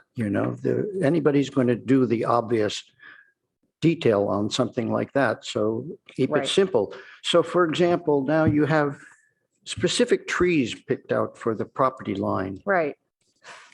Some of those trees are really like building a wall. I recall one particular project where one of our better architects in town said, let's wall off the neighbor and build all these pine trees and make a wall out of that. It really is almost like building a wall. So in my own lot, I have bamboo. Isn't that allowable in this situation?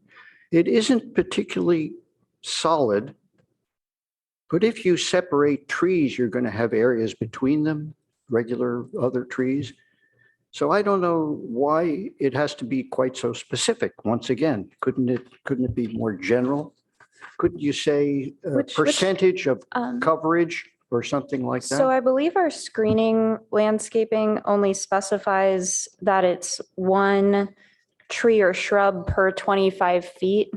And it does require it to be evergreen, but if we have a recommended list, that's not a required list. Like they are allowed to propose other species. Even under this process, they can do that now? So, I mean, I'm not sure what species list you're referring to. Well, Yeah, I didn't see, where is there a species defined? screening landscaping, Which number? planting type.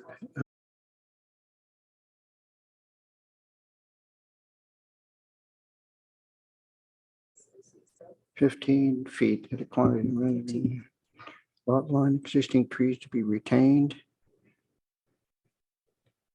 I don't see like a Latin name anywhere. No Latin names, but I believe it was specific as to trees that are going to be on the property line, right? I didn't see Every, specific tree either it's types. evergreens or it's deciduous It trees. does reference Evergreen versus deciduous, But and that's that not makes some specific sense in to terms of wanting to make sure species. that you still maintain that level of privacy throughout the year, so I can understand that, but as long as they're not saying it must be a Okay. broadleaf Japanese think- maple or whatever, right? Uh-huh. Okay, So- so that you think that's okay. Yeah, and again, similar cities, like nearby cities use a lot of planting plans and things like that for privacy issues, Okay, and I think you can respect that.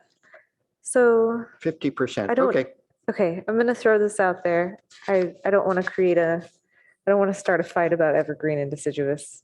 I'm gonna start this out with that, but there is, I'm just gonna make a plug for deciduous. The place that I was staying at for the last 2 weeks was designed really beautifully because it's winter over there and all of the leaves all of the plants lost their leaves so that all of this winter sun could come in and penetrate the house and make the house nice and warm, even though it was Yes. snowing outside. And so I wonder. I think I know where you're going with I this. think I I do just think, too. architects today, like we're not thinking, I mean, privacy is important, Yes, but thermal comfort, energy savings, this house was a completely passive house that I was staying at. And it's because it was designed like this. It was Yeah. because it was designed to allow for sunlight to come in and keep this house warm in the winter. And, maybe we need to consider that is what I'm saying, that maybe there's other alternatives to screening that could allow for sunlight. I mean, the whole point of the daylight plane, in theory, there was also another part of me that was like, is the daylight plane considering winter angles as well as, no, it does not. it's only summer angles? It doesn't take summer or winter into account. It just says, in general, we want a certain amount of sunlight to hit the neighboring house. Hmm. Now, I don't mean to jump in here while you're still speaking. No, My one thing is that I think that the goals of these two items are different. I think one is a privacy goal from the neighbor, and considering how close some of these houses are going to be set to each other, and considering the density that we're trying to tackle here, I would urge maintaining privacy is probably the more important of these situations. In the backyards where there is a little bit more applicability for sun and shading, then yeah, those absolutely should be considered. And a good architect should be thinking about the passive energy efficiency of their house, solar heat gain, thermal issues. But I would argue because of the closeness, to, privacy. because I'm also bothered, it's a wall. When you get an evergreen tree, it's a wall, really. Yeah. Very obstructing. There are other ways to create privacy. It's My true, but personal preference is that their windows are glazed in such a way that you can't see through them on the side yard. That's the best way to deal with privacy. see, and then that's where you and I disagree. So I have a whole back wall fence. It's just oleander. I can't see my neighbors on the other side of that fence, even from my second floor. Like you stand there looking out and I see just green and it's amazing. It's beautiful. It's lush. It blows nicely in the wind. And Up to the height of a fence. it's like 20 feet tall. fence? It's just oleander. It's just the oleander grows in the Oh, I back. It's see. like a weed, Okay. right? It just grows back there. I don't even water it. It just grows.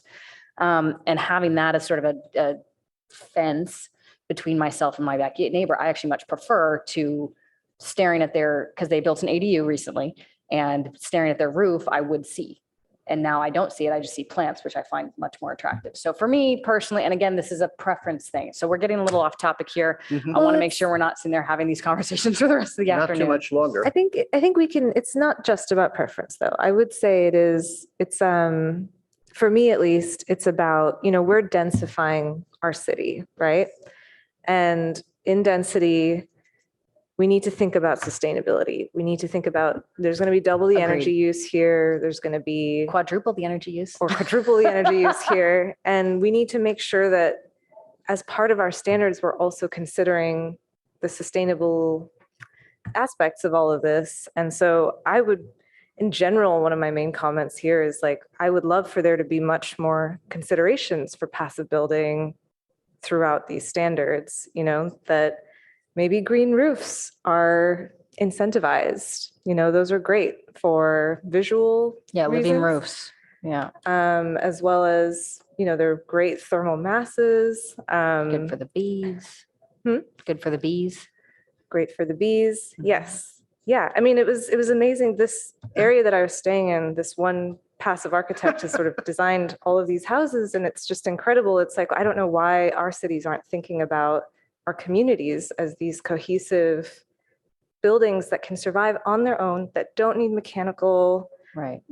help, that, are kind of like, we need to really be thinking about these. And I don't think we are. We're thinking about privacy is great. I mean, those are important things, but I think you just opened a can of worms here, Yeah. Osman, I think I 'cause- did. So let's stop it for the moment. Well, I'm just going to say the grand scheme of things is that we are densifying this area by this SB9 rule. It is out of our hands at this point. It is a state law. We must comply.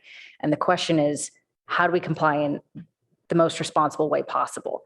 And what's interesting here is that while our focus is on architecture and aesthetics and being good neighbors, we're not talking about the electrical grid. We're not talking about the sanitary sewer systems. We're not talking about the water usage, fire considerations. None of that is being discussed. But that is, again, outside of our purview from the ARB. So, but, I was actually- I don't think it is. We are tasked with the architectural. We have to move on. We do So- have to move on. We do need to sort of keep going here. So I wanted to say that 1.5B, because we got to get out of the ones here. Yeah. I would just, if I could just make a sort of quick blanket statement, I think that garages, pie-shaped lots, flag-shaped lots needs to be exempted. I think that that's just going to be way too restrictive for those properties. I also think that some considerations need to be made for pie-shaped lots and flag lots for this two-story issue, which I think David is about to get into with 1.5. B, it's a very, very conscriptive Yes. sort of ruling. Highly restrictive. Highly It's going to be yep. real problematic in certain situations. Mhm. I think we need to get a lot more focus on daylight plane setbacks. So much with you on that. Right. Yeah. And that saying that this has to be 500 square feet. Also, like looking at the very first image of your presentation, it looks like a little cute little fourplex, right? That can't be built with any of this. It's flat walls up and down. It's the same front setback. It completely blows through the daylight plane. And yet, is that what they're trying to encourage to be built? Then they're writing rules that can't allow that. So It's a diagram. This is a- I know it's a diagram. I know, but it's, it feels like the intent and maybe this is for the best that Palo Alto is trying to encourage sort of almost like mini cul-de-sacs everywhere where you have one property with a little driveway and 4 little cottages around it. That feels like what all of this is written for. So Then build a cottage cluster. yes, these cottage clusters that we do have They're in excellent. Professorville, and they're cute and they're lovely. And maybe Mhm. that's the goal. And if that's the goal, this is well written for that. Mhm. Agreed. So can we ask you to take a really detailed look at 1.5B and see if it's possible to create something that's not so constrictive? Yeah, that 7 feet should be from setback or from property line, from existing setback. I think that by saying from existing house line is unfair to the people that own the house. Yeah, I mean, it's kind of saying, it's basically forcing a step back. Right. And so it's saying 7 foot from the existing line of the building so that the step back feels significant. Right. But is the goal to create a visual break of the building, or is it to provide daylight and airflow to the neighbor. I think And if it's to it's- provide a visual break. It's trying to say you're Why are stepping we- down to your single family neighbor, right? To- So to it's make not sure like there's you're no doing visual a massing. 2-foot wall Yes. and then the- you have 10 feet and then you have your neighbor. The daylight plane does that. Yeah, the intent, I think, is very much the visual break in the wall. Yeah, it's the visual stepping. So it's saying your step has to be 7 feet. Sure, but then I would argue that 7 feet seems pretty intense for a visual break. You can do that with 3 feet easily and still maintain buildability, right? 7 feet, the Yeah. note, I mean, that's minimum dimension for a room, right? That's minimum dimension for a habitable room. You could get a staircase in 7 feet, and yet we're requiring it because we don't like the way it looks, feels kind of restrictive. We could suggest something smaller, maybe 5 feet or something, 4 feet. I mean, the way that I would write this is I would just say it has to be minimum 7 feet from the existing setback and no less than 2 feet from the existing wall. Right? Then you've got a 2-foot minimum setback from whatever the wall is.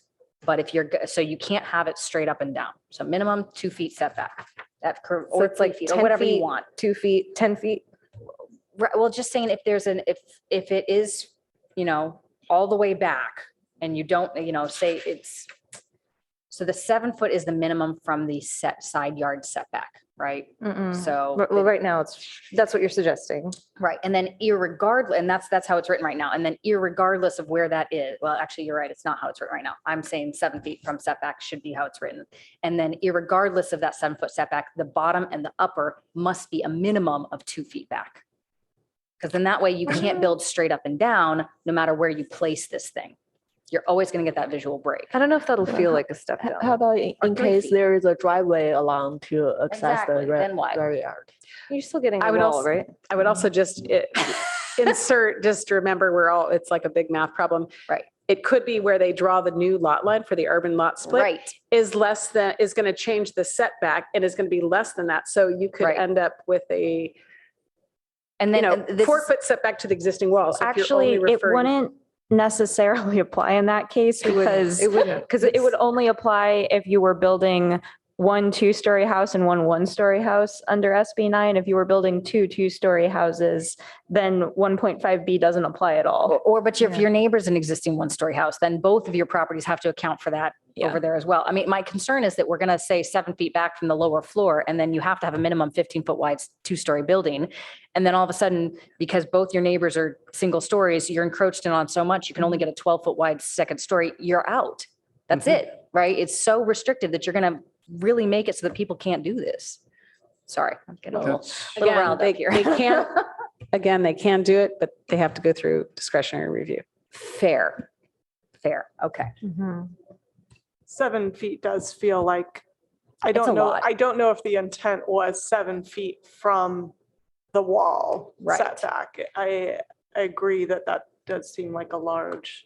I'm just Right. thinking That about could the be like a large height setback. to, like, if I'm thinking of stepping down, Yeah. right, to something, 2 feet, like if I'm stepping down, if I'm going down 10 feet and then 2 feet and then Yeah, 10 feet, that maybe it's doesn't really 4 feel like a feet. step.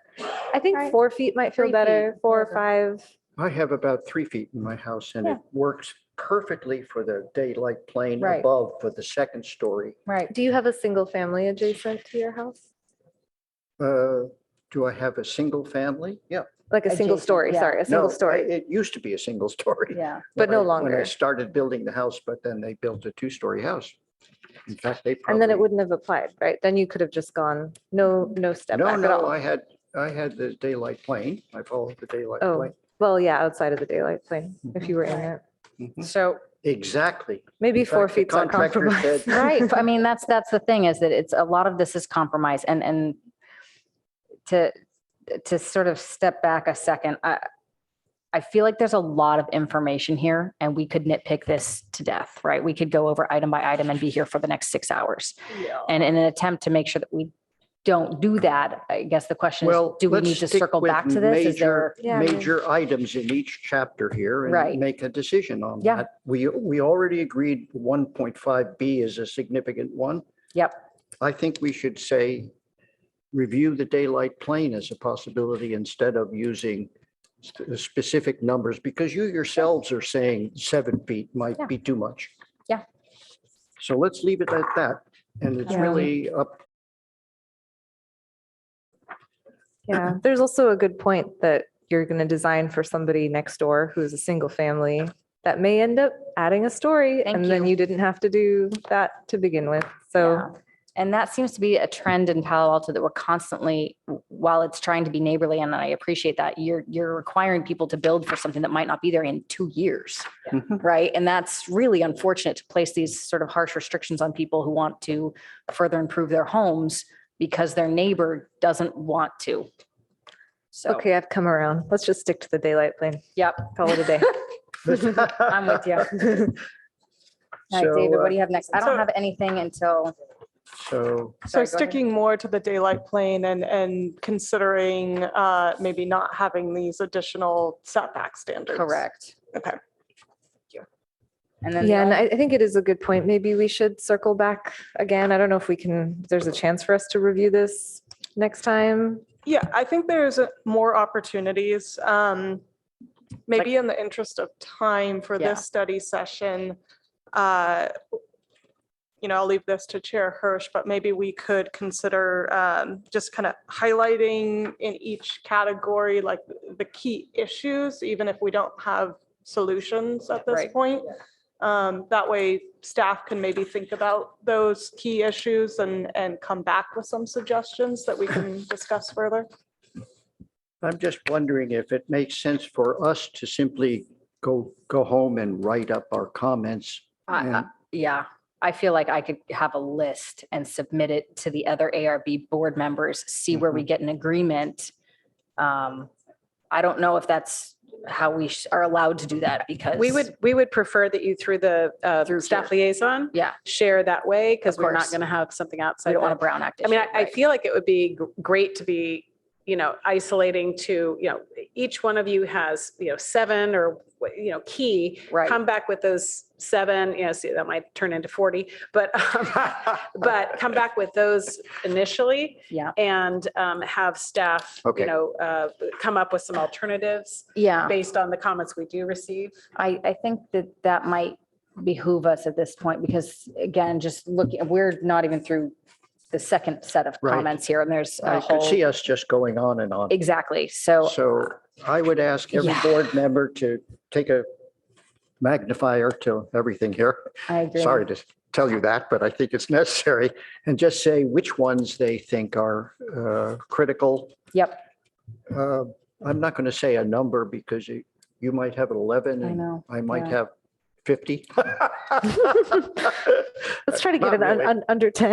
as Yeah, best we can. try and keep it 10 each, people. And then, Um, So to the extent that we can, we could continue the study session. Yes. If there are Yeah. areas where there's going to be a ordinance change, then we would have to do some notification. Sure. But study sessions can be, at a whim, put on the agenda within 7 days because we're not affecting an actual address Right. specifically. And maybe Okay. for our next meeting, we can go straight to discussion because we Yes. received the staff presentation. Yes. Yeah, That might allow us to spend yeah, more Good time comment, just yeah. talking. Because it's really great, I think, for us to hear our points and right. change our minds. You know, I see that you're receptive to some of this. That's exciting, to know that, I know you guys have been working on it hard and Right. translating sort of the history of Palo Alto into words here that we're trying to work on. And to a great extent, you have to say that a lot of the things in Palo Alto are really great the way they are built. I feel that way when I walk around and see neighborhoods or bike around. Anyhow, let's do it that way. And I think that we could sum it up on this piece. Should we get Peter back for our next Yeah, do we item? need to do a motion Is or he in anything? the- We continue this? It's just, we'll I review for think next so. time. Study sessions, we don't do Homework them for every- don't everybody. know if we really need it. I think you don't have to, it's just nice to express that to the public who may be Yeah. interested that we are, intending to have another study session Yep. to continue on this path of, looking at the thing we looked at back in December 2021. Right. Mhm. Thank To you. make some additional changes based on what we've seen in the field with applications. Okay, so it gives us a real chance as architects to make a comment on this, and let's leave it like that. All right, sounds good. So we'll move on. Yeah, Should I don't know if Peter's back there. Should I go yeah, check if he we is? should get him back. Should we take just like do approvals. a 5-minute break? Sure, let's do that too.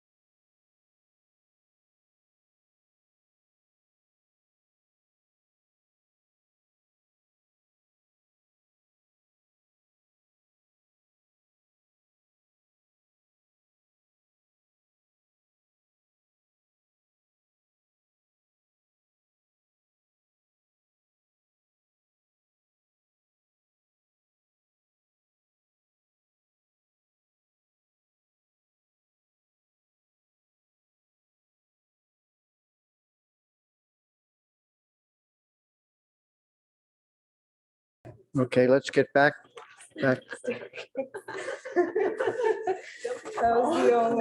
So we're on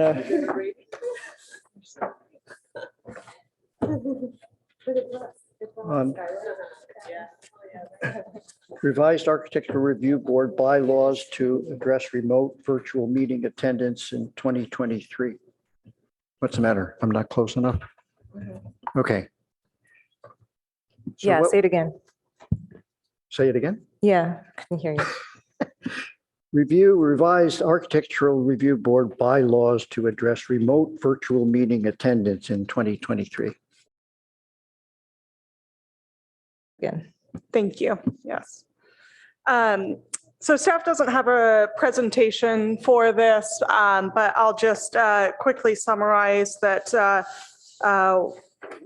in the last session we had, the feedback that staff received was that there wasn't really an interest in following the standard noticing procedures separate from what's provided under AB 2449, which allows for remote attendance through just cause and emergency circumstances.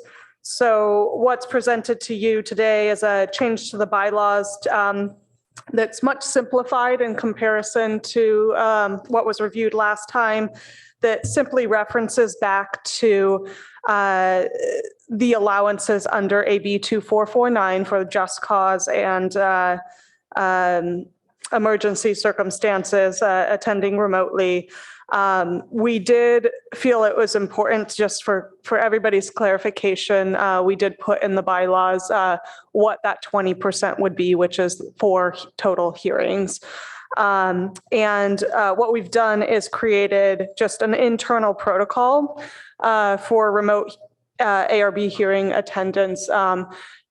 This is a little bit more for staff, really, just to have some sort of internal document to help us make sure that we're, meeting all of the requirements as we, for anybody who chooses to attend remotely under those allowances. All right, does anybody have comments on any of this? Can I ask a question first, please? Go ahead. Of staff. I just want to confirm that the sum total of the changes are now Article 6, Section 6.3, which has been added. Correct. No other changes in that in the, No other changes. thank you. I was just going to ask if there's any comments from the public on this. No public comment. Reminder. Should Yeah. we take a vote on this? I move that we, Could you hold for a second, Osma? I want yeah, to bring something up on this. The reason I came back on this whole thing, it's a very simple seeming item. But if I remember right, Board Member Thompson, you weren't here when we first discussed this last week. And one of my concerns has been that this doesn't really have any change to how we function. If you look at these requirements in this protocol, for practicing architects, it just doesn't make any difference to how we function. Basically, we're not allowed to have any remote attendance. We had been angling through the COVID pandemic, especially you, Osma, that we ought to have some way to do this. And what staff has been telling us is that it's just not allowed. There's no way we can create remote attendance without having one of these excuses. Either you're sick, you're on city leave, or you're giving so much notice and you're assuming ADA responsibility for the hotel room you're sitting in at work or your office, which is just not realistic. Do we want to, as a board, push to do something that works for us so that board members who are practicing professionals and have to be at a work meeting the same time they have a board meeting are still able to remotely attend on rare occasions? Because some members of the board have expressed serious requests to do that. It would be in conflict or in discussion with the staff, but that's why I think I'm bringing this up, especially for you, Osma. I mean, this is something I think you feel strong about. yeah, that's a good point. That's true. I wasn't here last week when this was discussed. And maybe I was kind of under the illusion that that was included in here because we have a specific internal protocol for remote hearing for ARB attendance. I don't know why we would have something specific if it was the same as everything else. So for my benefit, having a just cause being a work-related item is not on here. And why was that? So these allowances come directly from state code. So while we fully understand the board's interest in allowing for remote attendance for these other circumstances, it's not allowed under AB 2449. So what we had looked at last time when you were absent, there is a protocol that can be followed that talks about standard remote attendance procedures. But it's very onerous. And what was expressed to staff was that there really wasn't an interest in using that. Now, the way that we've written it in this code, if you choose to do that, you still can. But there are a number of procedures we have to follow, which include advance noticing to the public. It includes making the space that you are located in available to members of the public. You know, as Board Member Balte noted, assuring that it's ADA compliant. So you certainly, even though we've kind of taken out all that extra language, if you ever choose to do that, we can certainly work with you and ensure compliance, because those allowances have always been allowed under the Brown Act and would continue to be allowed. But just to simplify things, since there didn't seem to be much interest in following all of those procedures, we didn't include all that extra language as part of the bylaws. So Got it. Yeah, actually, I think my position on this has evolved a little bit. You know, having come here in person the few times, you know, that we've begun to do this in person again, there is a tremendous benefit in being here in person. And, you know, we have planned absences for a reason, I think. And so I'm actually okay with things the way they are written as they are. Because, yeah, there's, especially, you know, if you're sick or can't attend for whatever reason, it's better for us to be here in person. We're a better board when we're here in person. Great. That's good to hear. Why don't you go ahead with your motion then? Thank you. I really appreciate you, though. He's just thinking about you. Yeah, no, I really appreciate that. Thank you. Okay, so I'll move that we approve this revised element to our bylaws. I'll second that motion. Could we take a vote? Vice Chair Balte, Yes. Board Member Chen, Yes. Chair Hirsch, Yes. Board Member Rosenberg, Yes. Board Member Thompson, Yes. motion carries 5-0. So then,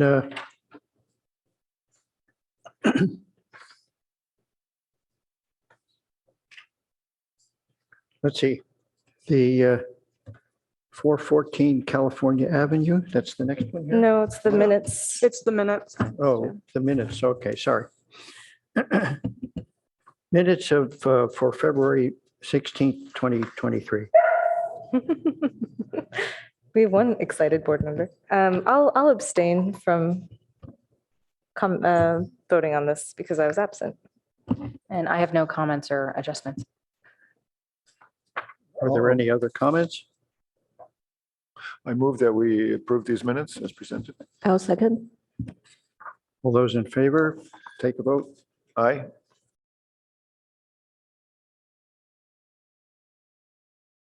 Joyce? Veronica? Vice Chair Balte, Yes. Board Member Chen, Yes. Chair Hirsch, Yes. Board Member Rosenberg, Yes. Board Member Thompson. Abstain. Abstains. Motion carries 401. So was that seconded by Hirsch? Yes. No, seconded by Chen. Oh, it was? Move to approve by Chen, I thought. Okay. I heard Chen. Sorry. Maybe your One way or microphone another, was off. we all Sorry. I believe Board Member Chen moved to approve and it was seconded by Hirsch. Is that? Okay. No, wait, is that right? I thought Board Member Yeah, Board Balte. Vice Chair, Vice Chair Balte moved to Oh, approve and I sorry. second. and Chen seconded. So, Thank you. so let's see, what's this one? So I think we can, so just to clarify, the 414 ad hoc that was intended to follow this meeting. Oh, it's dismissed. Yeah, Is it's just, dismissed yeah, for now. Okay, not fine. moving forward. So So then we're done. unless there's any board member questions, comments, or announcements. Yes, I have an announcement. I'll be out of town in July from the 13th to the 26th. Thank you.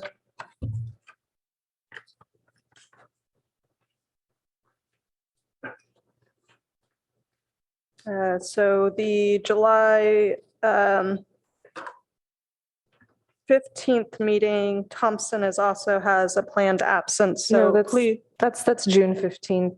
oh, I'm sorry. Thank you. It's July 20th. July 20th. So Rosenberg also has a planned absence that day. So if anybody else plans to be absent for the July 20th hearing, please do let me know because we won't have a. I think Rosenberg's planned for the 6th, not the 20th. Oh, So we're okay. And is And- Chair Balte going, or Vice Chair Balte going to take over as chair? Board Member Hirsch? Yes, Or please, Chair Hirsch? Vice, can you fill in for that one? That's going to be a vote next meeting, right? Oh, yeah, you're right. We're yeah. going to have a new Yeah. chair next meeting. Yeah, wherever you are, can you take over? We will have a vote. Well, we next know we'll meeting. have other, okay. Is so it we'll deal with okay that we're doing this? Well, because Board Member Chen's not going to be here. Maybe it's better if she's here for the vote. Yes, it would be. Can we defer that for one meeting? I think so. I believe we could choose to. Might be a good idea. Yeah, Be good to have the full board here to make that decision. sure. Thank you for including Yeah, I think me. if that's a choice of the board, I think we can do it. Okay, so we'll push the elections to the April 20th meeting.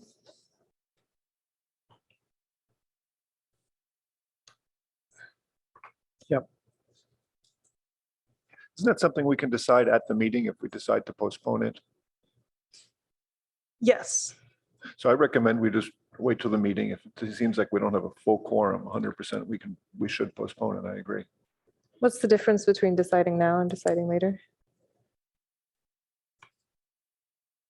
I'm okay with either. I suppose there's no difference. Just thinking what's proper somehow. Yeah. I mean, we know that we have this on the docket for next week, but if we know that we're Fair gonna enough, not yeah. have a full board next week, then Yeah, we have done that in the past to push off these elections. That seems appropriate. So yes. so we'll push it out. Okay, so and with that, we can adjourn. Thank you.